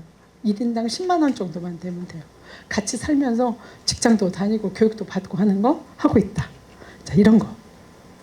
여러분들이 저 아니면 들을 수 없는 강의라서 해드리는 거야. 아마 다 들어도 이런 강의는 못 들어요. 이거 제가 만들었기 때문에 이제 이렇게 이런 거 하고요. 그다음에 이것도 제가 만들었어요. 이거 설계할 때. 그래서 그 카페테리아라든지 이분들이 돈을 벌 수 있게. 그래서 이분들이 월 100만 원씩을 벌 수 있게 해서 1년이면 한 1,000만 원 정도 돈을 가지고 독립할 수 있도록 만들었거든요. 지하하고 1층에 이제 이런 시설을 제가 만들었고요. 이렇게 꽃집도 하고 그다음에 이렇게 앞에가 일산병원이 있어요. 그래서 그 이제 꽃집하고 구두도 닦고 뭐 이런 것도 했고 제가 이제 이 프로그램 하면서 굉장히 효과적이었던 게 자원봉사였어요. 자원봉사를 시키니까 너무너무 이분들이 회복률이 높아지는 거예요. 그러니까 우리가 그냥 상담하고 좋아진다 이런 개념을 깨야 돼요. 약으로도 안 돼요. 결국 이분들이 몸으로 움직이고 본인이 이 세상에 태어나서 왜 내가 어떻게 살아야에 대한 가치관이나 정체감을 형성할 때 이게 문제가 해결된다고 봐요. 그러니까 다 갈아엎어야 되는 거예요. 그냥 너 먹지 마. 이럴 때 뭐 하지 마. 이런 거 가지고는 안 된다. 그 다음에 제가 태국의 치앙마이 시설을 좀 보여드리고 싶은데요. 여러분 보세요. 시설이 얼마나 좋은지. 우리 개념을 깨야 된다고 저는 봐요. 응? 어디 갔지? 보셨죠? 이게 마약 중독자 시설이라고 상상이 되세요? 개념을 깨야 돼요. 치앙마이에 가면 이 시설이 있어요. 네. 하여튼 이런 것들이 있다 하는 것들을 지금 말씀드렸고요. 국제기구도 있다. 하여튼 그리고 이제 이 25년도부터 29년도까지의 계획은 여러분들이 좀 한번 읽어보시면 좋겠어요. 그 인터넷 쳐도 나오고 결국은 정말 촘촘하게 잘 계획을 세웠고 이대로만 된다면 정말 좋은 결과가 나겠다 이런 기대도 좀 있습니다. 그래서 국가가 지치지 않고 끊임없이 관심을 가지고 이 문제를 해결할 수 있도록 이제 우리가 저는 감시도 하고 지원도 하고 홍보도 하고 이런 역할들을 담당해야 된다 이런 생각을 가지고 있습니다. 그래서 이렇게 저도 뭐 이렇게 연락이 오면 기꺼이 제가 수업하는 날이 아니면 어디든 가요. 뭐 경상도도 가고 저 포항도 가고 뭐 전국 제주도도 가고 강원도도 가고 갑니다. 가서 뭐 제 말이 얼마나 힘이 있을지 모르지만 어쨌거나 오랜 동안 했고 그래서 또 다른 사람들이 조금 더 신뢰하는 부분이 있는 것 같아요. 열심히 지금 홍보를 하고 있습니다. 그래서 오늘 시간 관계상 여기까지 제가 발표를 마치도록 하겠습니다. 시간을 좀 많이 써서 네, 죄송합니다. 예, 고맙습니다. 예, 사실 제가 시간 조정을 해야 되는데 너무 좋은 내용이어서 감히 멈출 수가 없었습니다. 네, 그래서 제 발표를 조정하는 걸로 생각을 해서 이렇게 했고요. 어쨌든 제가 3가지 말씀을 드리고 싶었는데 첫 번째는 우선 그 조현석 교수님이 제가 이제 발제자를 요청하게 된 과정을 공감을 해주셔서 너무 감사드렸고, 그 사실 그 K 공감회에서 제가 봤습니다. 아까 소개해주신 네 그래서 그 말씀해주신 것들이 상당히 힘이 있다는 말씀을 또 드리고 싶었고 그리고 제가 준비하면서 이제 옥동석 교수님께서 이제 식약처를 만드시는 과정을 하셨다고 제가 그렇게 알게 돼서 또 그런 인연이 있다는 걸 소개해드리고 싶었습니다. 저는 이제 대통령 소속 국가교육위원회에서 국가 중장기 국가교육 계획을 수립을 하고 있습니다. 근데 그 과정에서 이제 아까도 사례를 소개를 해주셨지만 뭐 대치동에서 그렇고 뭐 10대 마약 총책도 나오고 이런 것들이 청소년으로 다뤄지고 있는데 그럼 청소년이 어디 있나? 사실 학교에 있거든요. 근데 학교 얘기를 아무도 안 하는 거예요. 그래서 이제 교육위원으로서 관심을 갖게 됐습니다. 마약이 학교에는 없을까? 이 질문을 우리가 해야 되는데 이제 인권 문제도 아까 언급을 해주셨지만 너무 조심스럽기도 한 것 같아요. 그래서 어쨌든 실태 파악은 필요한데 그걸 어떻게 하면 좋을지 말씀드리고자 합니다. 이렇게 저도 이렇게 많이 올랐는데 이 부분이 가장 중요합니다. 이게 불과 2023년이 최신 자료인데 지금 아마 훨씬 더 올라갔을 거예요. 그래서 이게 물론 이제 향정이랑 마약이랑 다 합해서 마약류 사범이지만 어쨌든 이게 실제 2021년 기준으로 검거된 게 이 정도니까 실제로 얼마나 많은 사람들이 노출이 되어 있을지는 아직 집계조차 되지 않는 상황이다. 근데 말씀드린 것처럼 10대는 학교에 있다. 이거를 다시 한번 주목할 필요가 있는 것 같습니다. 그래서 관련된 걸 마인드맵을 그려봤는데 제가 가장 중요하게 봤던 거는 이제 뭐 이렇게 많이 늘고 뭐 어떻게 되고 근데 여기에서 여성 마약 사범수였습니다. 훨씬 많아요. 여성 10대에서는 특히 여성이 훨씬 많고 네. 이게 되는구나. 네. 그래서 이게 아까 말씀해 주신 것처럼 이 친구들은 단순 마약 투약만 관련된 게 아니라 뭐 이제 성매매로 연결이 될 수도 있고 뭐 어떤 좀 수단적으로 매개체가 되는 역할이 되고 있어서 훨씬 더 집중을 해야 되는 것 같습니다. 그래서 아까 언급해 주신 그 기본 계획이 지난 1월에 나왔고 불과 이번 주 며칠 전에 이제 3월 12일에 시행계획 올해 기본 계획이 나왔습니다. 그래서 저희 세미나 시점이 너무 좋았다라는 생각을 하게 됐는데 다른 부분 말씀하신 것처럼 너무 이거 꼭 필요하다라고 생각했던 것들 많이 반영이 됐는데 역시나 학교는 배제돼 있었습니다. 교육부가 관계부처 합동이라고 해서 교육부가 합류는 되어 있었지만 교육에만 치중이 돼 있었어요. 뭐 이런 식으로 뭐 예방 교육 당연히 중요한데 이거부터 시작인 게 맞지만 결국에는 어디에 어떤 학교에 누구를 교육해야 될지에 대해서는 아직 구상이 없는 점을 알 수 있었습니다. 그래서 이 부분을 다시 한번 강조하고자 하고 있었습니다. 저 이번에 정부 최초로 마약류에 대해서 중장기로 수립을 했다고 하더라고요. 근데 제가 가장 중요하게 봤던 점은 마약류 관리를 국가의 의무라고 상정을 했던 점이었습니다. 말씀하신 것처럼 과거에는 인식이 그 스스로 낙오한 사람들을 우리 국가가 어느 정도로 케어를 해야 되냐라는 부분에서부터 논쟁이 있었다면 이번에는 이제 아예 국가의 의무로 상정을 하고 이제 어떻게 할지에 대해서 구체적으로 논할 수 있는 배경이 된 것 같습니다. 그래서 아까 인권 얘기도 해주셨는데 이제는 인권 침해 당연히 신경 써야 되지만 그 너머의 그 단편적인 인권이 아니라 이 청소년 학생들이 그 시기에 한번 인생이 망가지면은 인생 전체가 망가진다는 관점에서 접근을 해봐야 된다는 생각입니다.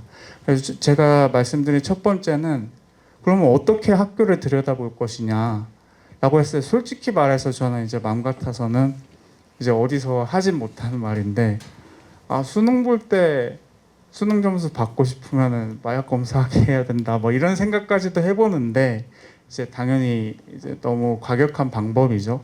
그래서 현실적으로 기존 체제를 유지하면서 또 이제 사회적 혼란을 만들지 않으면서 할 수 있는 방법이 무엇일까 생각해 보면 하수역학 조사입니다. 이거 뭐 계신 분들은 아실 수도 있지만 어떤 거냐 이제 하수 처리 시설에서 그 하수를 검사를 하면은 마약류 성분을 봄으로써 지금 이 집단에서 얼마나 많은 마약을 사용하고 있는지를 알 수 있다는 사실입니다.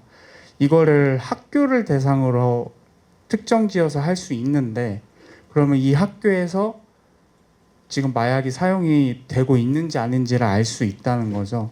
그래서 만약에 그런 학교가 있다. 그러면은 그 학교에서 이미 이제 뭐 학기별로든 학년별로든 신체 검사로 불리는 이 학생 건강 평가에서 이미 그 혈액 샘플도 채취를 하고 하니까 이게 이제 신상 정보는 가리되 여기에서 정말로 마약이 돌고 있구나라는 거를 발견을 할 수 있지 않을까. 그래서 그게 발견된 곳을 타겟으로 해서 이런 조치를 집중을 해야 된다라는 말을 저는 주장을 하고 있습니다. 근데 이게 뭐 가능하겠냐? 이미 가능합니다. 심지어 이번 그 기본 계획에도 포함이 돼 있습니다. 식약처에서는 이제 하수역학 조사 실효성을 높일 수 있도록 조사 방식을 개선하겠다라고 되어 있는데 이 부분에 있어서 이제 식약처만 하게 되면은 학교는 건들 수가 없어요.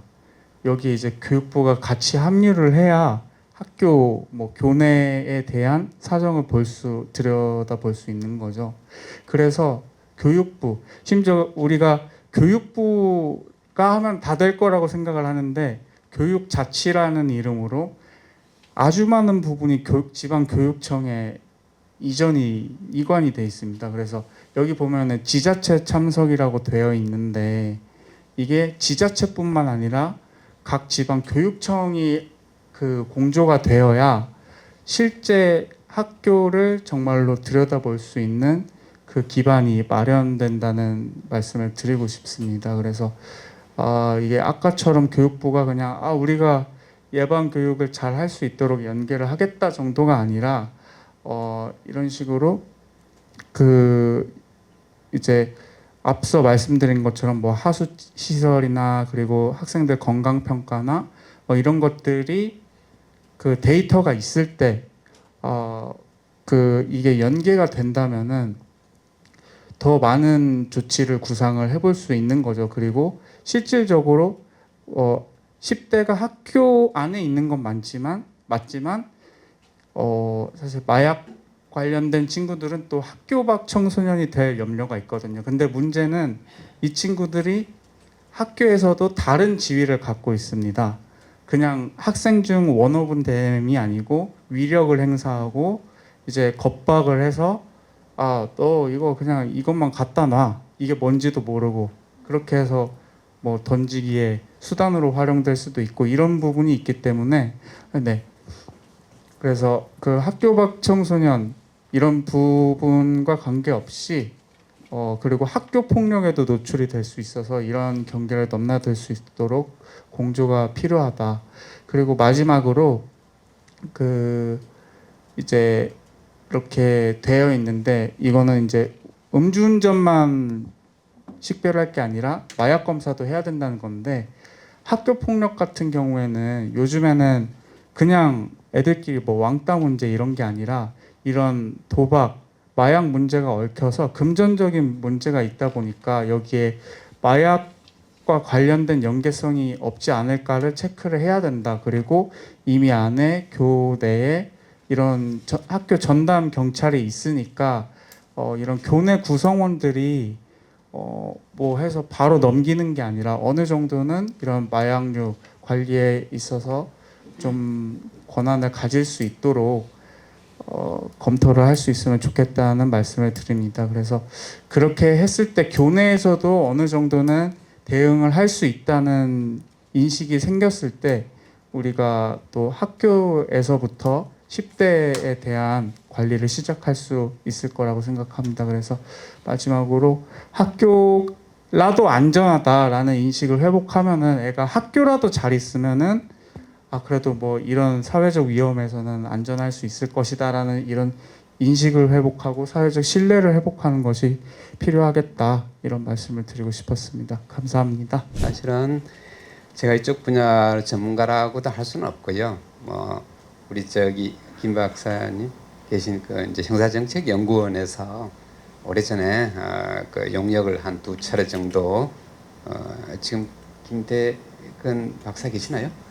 그분이 제일 쫄병이었을 때 예 했었고 제가 이제 그냥 베이스는 뭐 개별적으로 관심이 있어서 그 로앤 이코노믹스 법 경제학 분야에 이렇게 계속 지금도 관심 있게 보고 있어서 마지못해서 참석하게 되었습니다. 하여튼 우리 조 교수님께서 정말 뭐 중독의 데모신 부분을 미키 들었습니다만은 오늘 정말 그 제대로 느꼈고요. 좋은 정보 감사드리고 개인적으로는 집사람도 그 LA의 히스 대학에서 상담 심리를 졸업을 했습니다. 그래서 중독 이쪽을 저를 계속 괴롭혀요 집사람.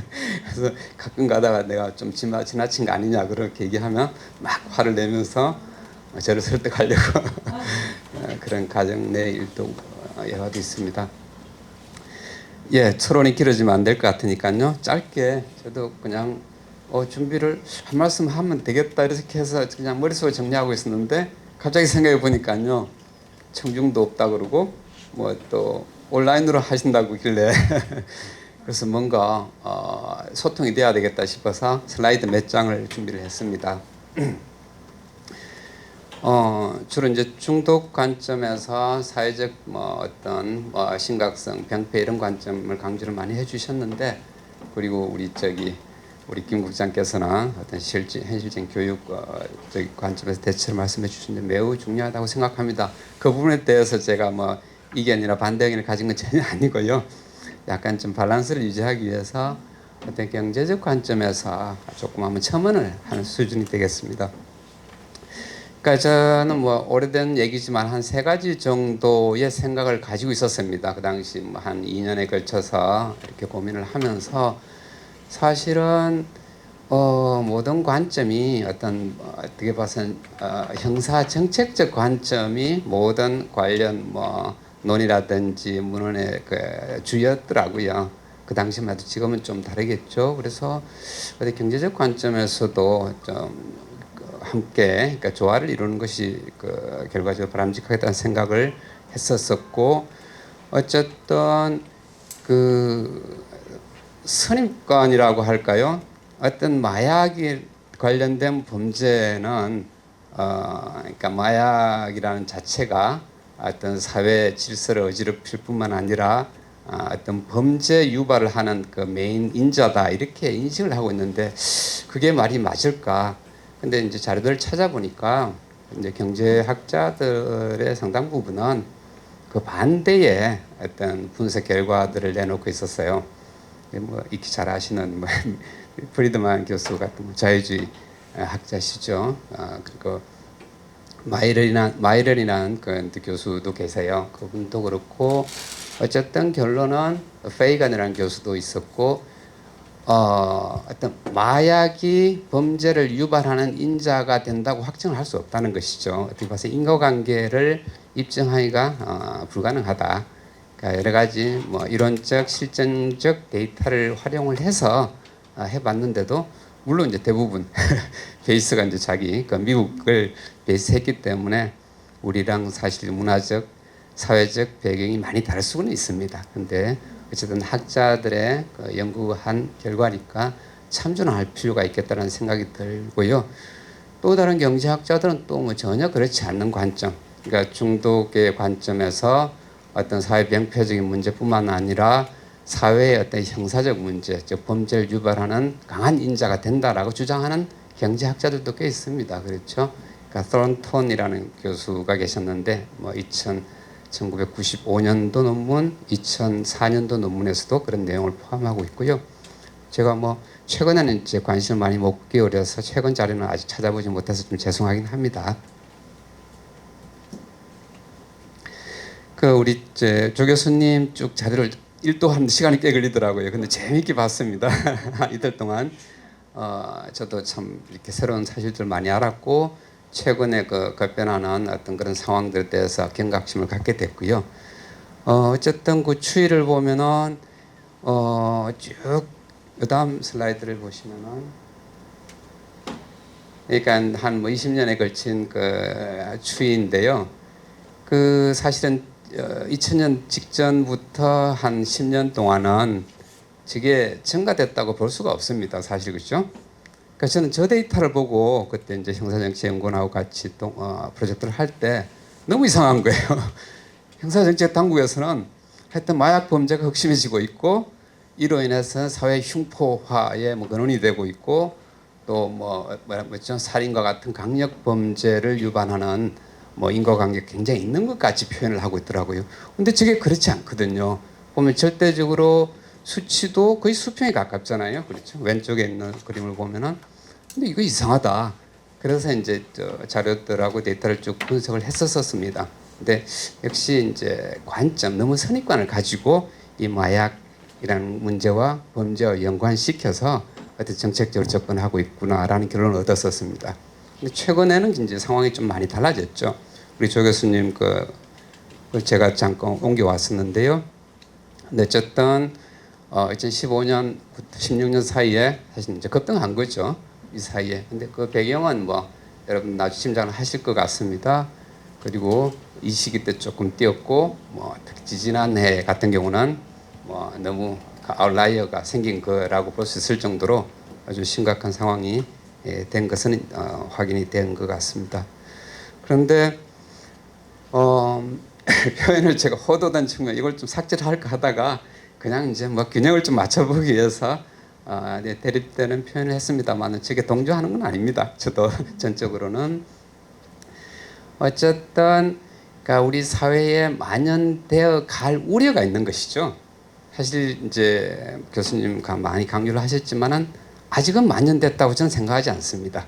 그러니까 향후 이제 걱정을 해보면 너무나 걱정이 되는 거죠, 그렇죠? 지금부터 지난 1, 2년 사이에 이러한 뭐 세계적인 추세보다 월등하게 더 높은 비율로 부각이 되기 때문에 그렇죠. 특히 청소년, 뭐 여성, 취약계층이라고 볼 수도 있겠죠, 마약 취약계층 이런 경우에 대해서는 정말 정책적 대비가 아주 급선무라고 저도 공감을 합니다. 그런데 이제 저랑 그 추이가 증가했던 배경을 보면은요, 여러 가지 저런 배경들로 해석이 가능합니다. 그렇죠? 충분히 아까 발표하셨을 것과 마찬가지로 이게 뭐 모바일 폰, 이게 사실 뭐 다크웹이나 뭐 그렇죠? 인스타그램 이런 부분에 대해서는 형사 정책의 당국자들도 접근이 어렵거나 또 뭐 개인 정보라든지 이런 거 연구해서 굉장히 제한적이기 때문에 그러다 보니까 아직 경제적 관점으로 봐서는 공급자도 그렇고 수요 측면도 그렇고 비용이 너무 낮아지게 된 것이죠. 그렇죠? 아까 뭐 소분하셨다는 말씀 그런 부분도 현실적으로 저비용으로 수요와 또는 공급이 가능하게 된 그런 그 여러 가지 온오프라인 배경 때문에 증가된 것이다. 라고 봤을 때 다른 어떤 그 어떤 심리적 요인이라든지 어떤 중독의 심화성 이런 부분은 급격하게 악화된 것은 아니라고 볼 수 있다는 생각이 듭니다. 근데 어쨌든 그런 그 배경이라든지 여건 변화에 대해서는 시급하게 정책 당국에서 대응을 해야 되는 것은 지극히 당연한 얘기죠. 그래서 한 4가지 정도로 뭐 이렇게 얘기를 정리를 해봤습니다. 그래서 어쨌든 예산이 많이 책정되면은 뭐 단속이라든지 어떤 정책을 펴기에 수월하긴 하겠지만은 기존의 그 방식으로는 한계가 있다라는 그 점 때문에 일정 부분은 어떤 경제적 관점에서 인센티브 부분도 같이 머리를 맞대고 보완할 필요가 있지 않겠느냐. 경제적 관점이라는 것은 뭐 그냥 흔히 얘기하는 뭐 efficiency 얘기인데 그렇죠. 과연 뭐 아까 저기 한 명을 수용하기 위해서 디텐션 센터에 뭐 300만 원, 뭐 1,000억 원 든다고 하셨는데 그것이 사실이지 않습니까? 그렇죠? 마약도 그런 관점에서 볼 필요가 있을지 않을까 하는 생각이 듭니다. 그리고 이제 뭐 좀 독성이 강한 마약과 연성의 마약을 분리를 한다든지 또 뭐 전통적으로 실험을 거쳤지만은 그 마약에 대한 가격 차별화 문제라든지 그렇죠. 여러 가지 좀 제약은 있었지만은 그런 부분도 현실성이 아니다라고 간주하기는 좀 그래요, 사실은.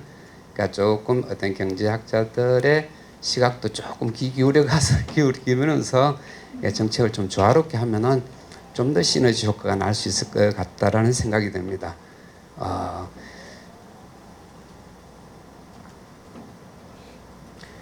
자, 또 쓴소리 또 한마디 몇 마디 더 붙였습니다만은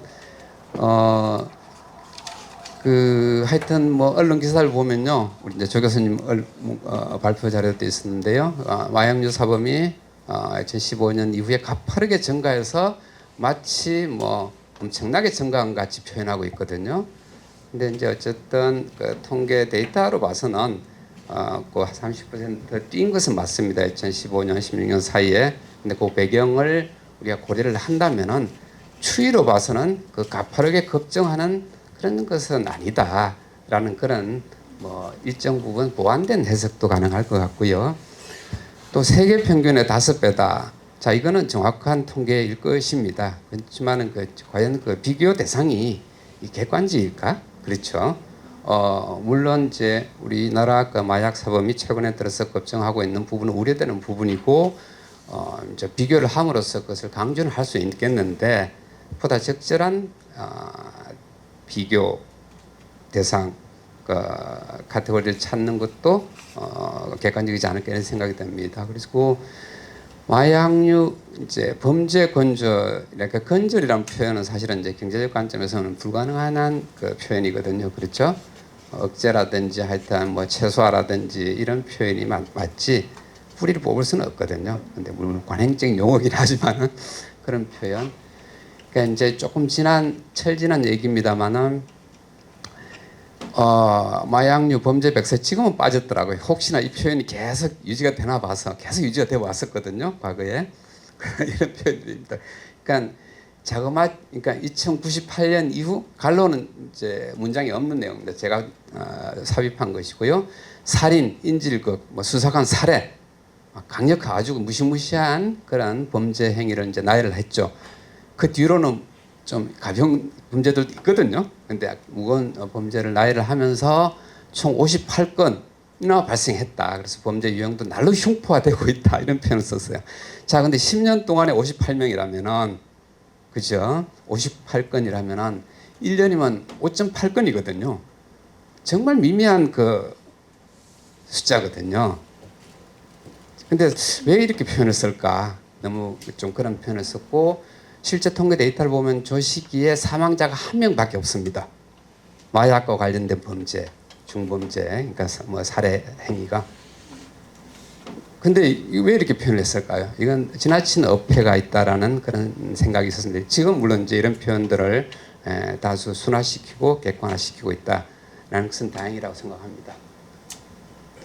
시간이 많이 갈 것 같은데 한 4가지 꼭지로 이렇게 좀 정리를 해봤습니다. 공급 억제 정책에 대해서 우리 교수님도 강조하시다시피 여러 가지 뭐 제어할 뿐만 아니라 그러니까 예방 차원에서 정책이 그러니까 종합적으로 하모나이즈드 돼서 정책이 추진돼야 된다는 부분. 어쨌든 그럼에도 불구하고 어떤 관행적으로 공급 억제, 이제 트래피킹에 대해서 막 강력한 단속 이런 데 중점을 두는 정책이거든요. 그렇죠? 그러니까 어떤 비중을 그쪽에다가 어떤 재원을 투입하게 되면 다른 쪽에서 재원은 부족할 수밖에 없으니까 주어진 재원 하에서 효율성을 극대화할 수 있는 그런 방향으로 정책이 추진돼야 되겠다는 생각이 들고요.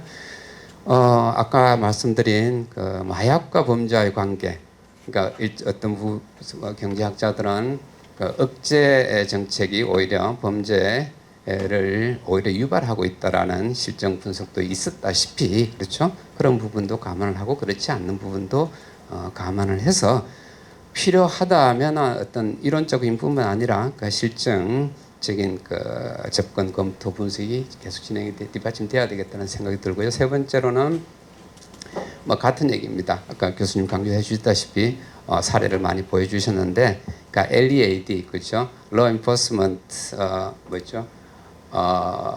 Assisted Division 프로그램이라고 합니다. 그렇죠? 아까 또 꼭 그런 프로그램입니다. 그래서 사실은 성공했고 미국에서 전역으로 지금 확대돼서 정착이 되고 있습니다. 당연히 우리나라에도 지금 교수님이 이제 시도를 하셨는데 그게 그런 방향으로 가야 되는 수밖에. 어차피 늘어나는 것은 막을 수가 없거든요. 건전할 수가 없습니다. 불가능하고요. 청소년 애들 어떻게 뭐 모바일 뭐죠? 휴대폰을 못 쓰게 할 수도 없잖아요. 그런 방법도 없고 또 불법 시장 자체가 건전한다는 건 불가능합니다. 그렇죠? 네 번째, 저는 네 번째가 굉장히 중요하다고 생각합니다. 자, 어떤 정책을 시행하기 위해서는 기본적인 그 근거, 배경, 논리가 필요한데 지금까지는 보면 되게 그 이제 공급, 유통 이런 쪽의 데이터만 강조를 하고 활용하고 분석을 하고 있거든요. 사실은 이제 세계적으로 물론 이제 이런 그러니까 포럼이라든지 아니면 다른 이제 연구 개발 조직에서 이런 역할을 담당 정부 지원을 받아서 할 수도 있고요. 그렇죠. 국민 그 이제 잠재적인 마약 소비자를 대상으로 한 체계적이고 지속적인 그러니까 설문조사를부터 포함해서 그런 분석이 필요하다는 생각이 됩니다. 그 데이터를 바탕으로 해서 사실은 그 정책 입안을 하는데 그 기초 자료로 활용이 되어야 정책의 방향성이 좀 더 개선될 거라고 생각합니다.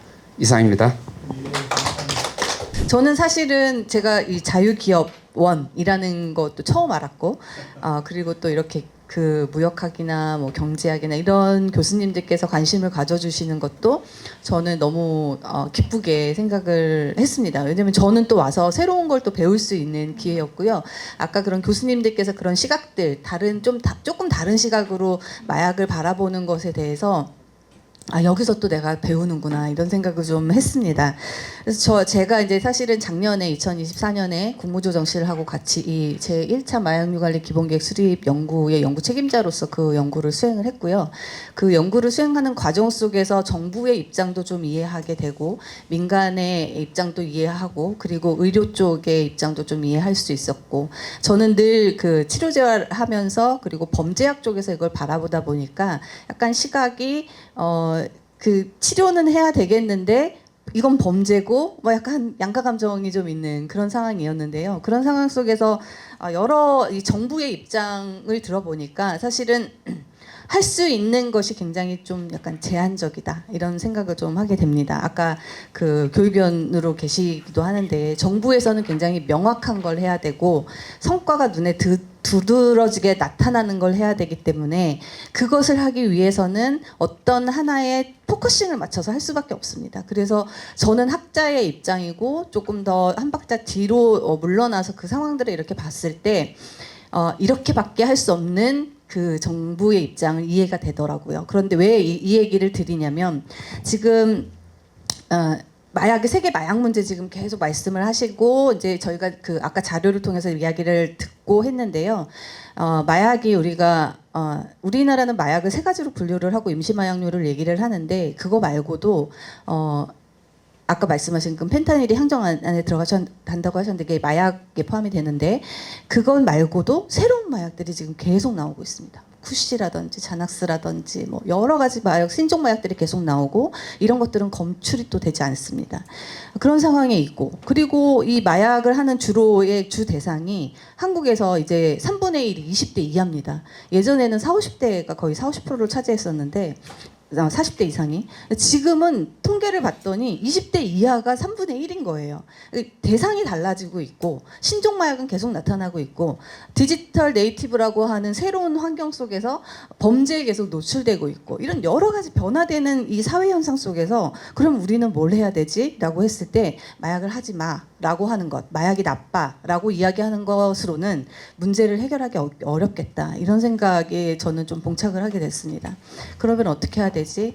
근본적으로 다시 들어가면 우리 사회의 분위기, 패러다임을 바꾸고 아주 전통적으로 사회통제 이론이라고 하는 것들이 연대와 관여와 책임과 그리고 인식을 바꾸는 것에서부터 출발을 하는 것인데 그렇게 얘기를 했을 때 청소년들에게는 우리가 마약에 초점화된 어떤 거를 가르치기보다는 이 아이들이 건강하게 성장할 수 있도록 어떤 인식들, 법적인 인식이나 사회적인 규범이나 이런 것들에서부터 차근차근 교육받아야 되는 것들이 굉장히 중요하다라는 생각을 할 수가 있습니다. 그런데 그거는 정부가 할 수 있는 게 아니거든요. 정부 마약류 관리 기본 계획을 수립한 마약류 대책 협의회는 마약에 포커싱된 정책을 내놔야 되고 그렇기 때문에 그것까지 건드리지 못하는 것이기 때문에 이런 열린 포럼, 열린 사회 포럼 같은 곳에서 그런 이야기들을 계속하고 우리 사회가 변화될 수 있는 그런 분위기들을 형성해 주는 것이 굉장히 중요하다고 생각합니다.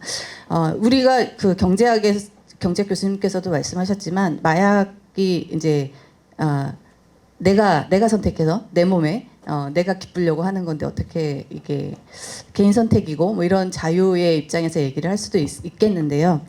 최근에 2025년 1월에 콜롬비아에서 내전이 일어났습니다. 그 내전이 일어난 것의 그 핵심 요인이 뭐냐면 이 경제하고 관련 있고 범죄 그리고 코카인 시장을 장악하려고 하는 그 사람들이 서로 전쟁을 일으켜서 거기서 이제 5만 명이 넘는 사람들이 이제 도망다니는 그런 상황이 처해졌습니다.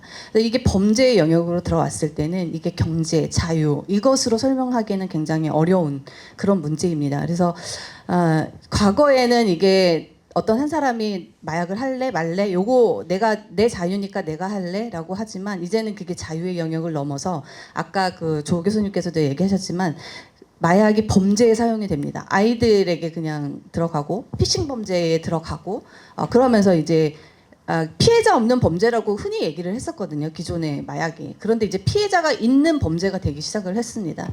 그래서 굉장히 빠르게 변화되고 있고 이 변화되는 양상 속에서 우리가 대응하기 위해서는 과거의 시각으로 마약을 바라봐서는 이제는 거기에 대응을 할 수가 없습니다. 그래서 다 새로운 시각으로 바라봐야 되고 다시 전통적인 우리 사회를 공동체를 어떻게 건강하게 만들 거냐에서부터 다시 시작을 해야 되는 것이죠.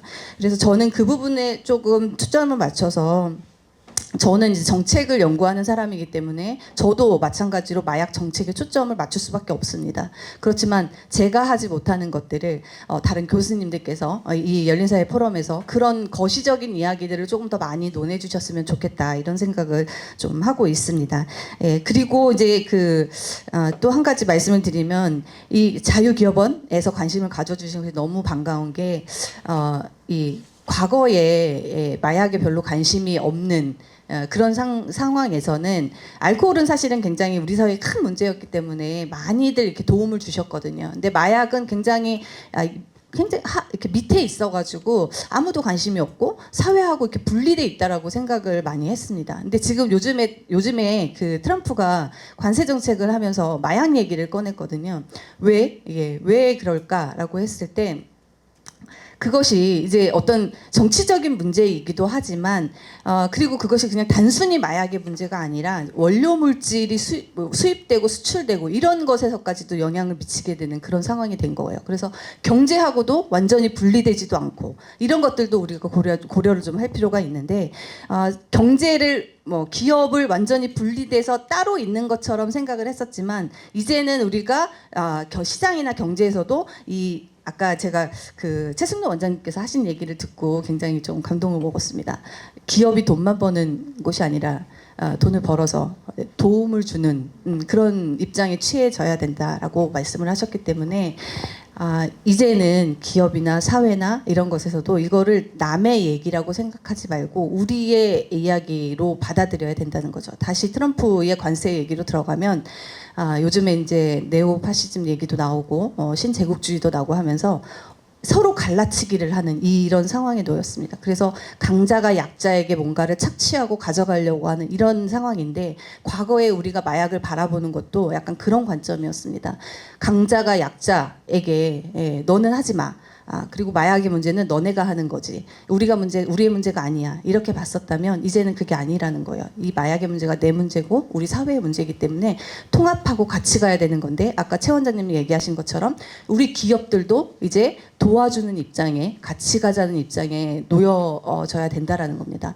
마약류 관리 기본계획에서 굉장히 어렵게 다루었던 내용이 있습니다. 그게 바로 취업 지원이었어요. 사람들을 어떻게 이 사람들 정말 마약의 문제 뭐 재활하고 뭐 치료하고 이건 알겠는데 어떻게 사회적으로 회복할 수 있게 할까라는 거에서는 어떻게 해야 될지를 답을 못 찾고 있습니다. 그리고 앞으로 그게 과제가 될 것 같습니다. 그래서 자유기업원 그리고 열린사회 포럼에서 그런 내용들에 대해서 우리가 함께 가자 이런 입장들을 좀 취해 주시면 너무나 감사하겠다 이런 말씀을 좀 드리겠습니다.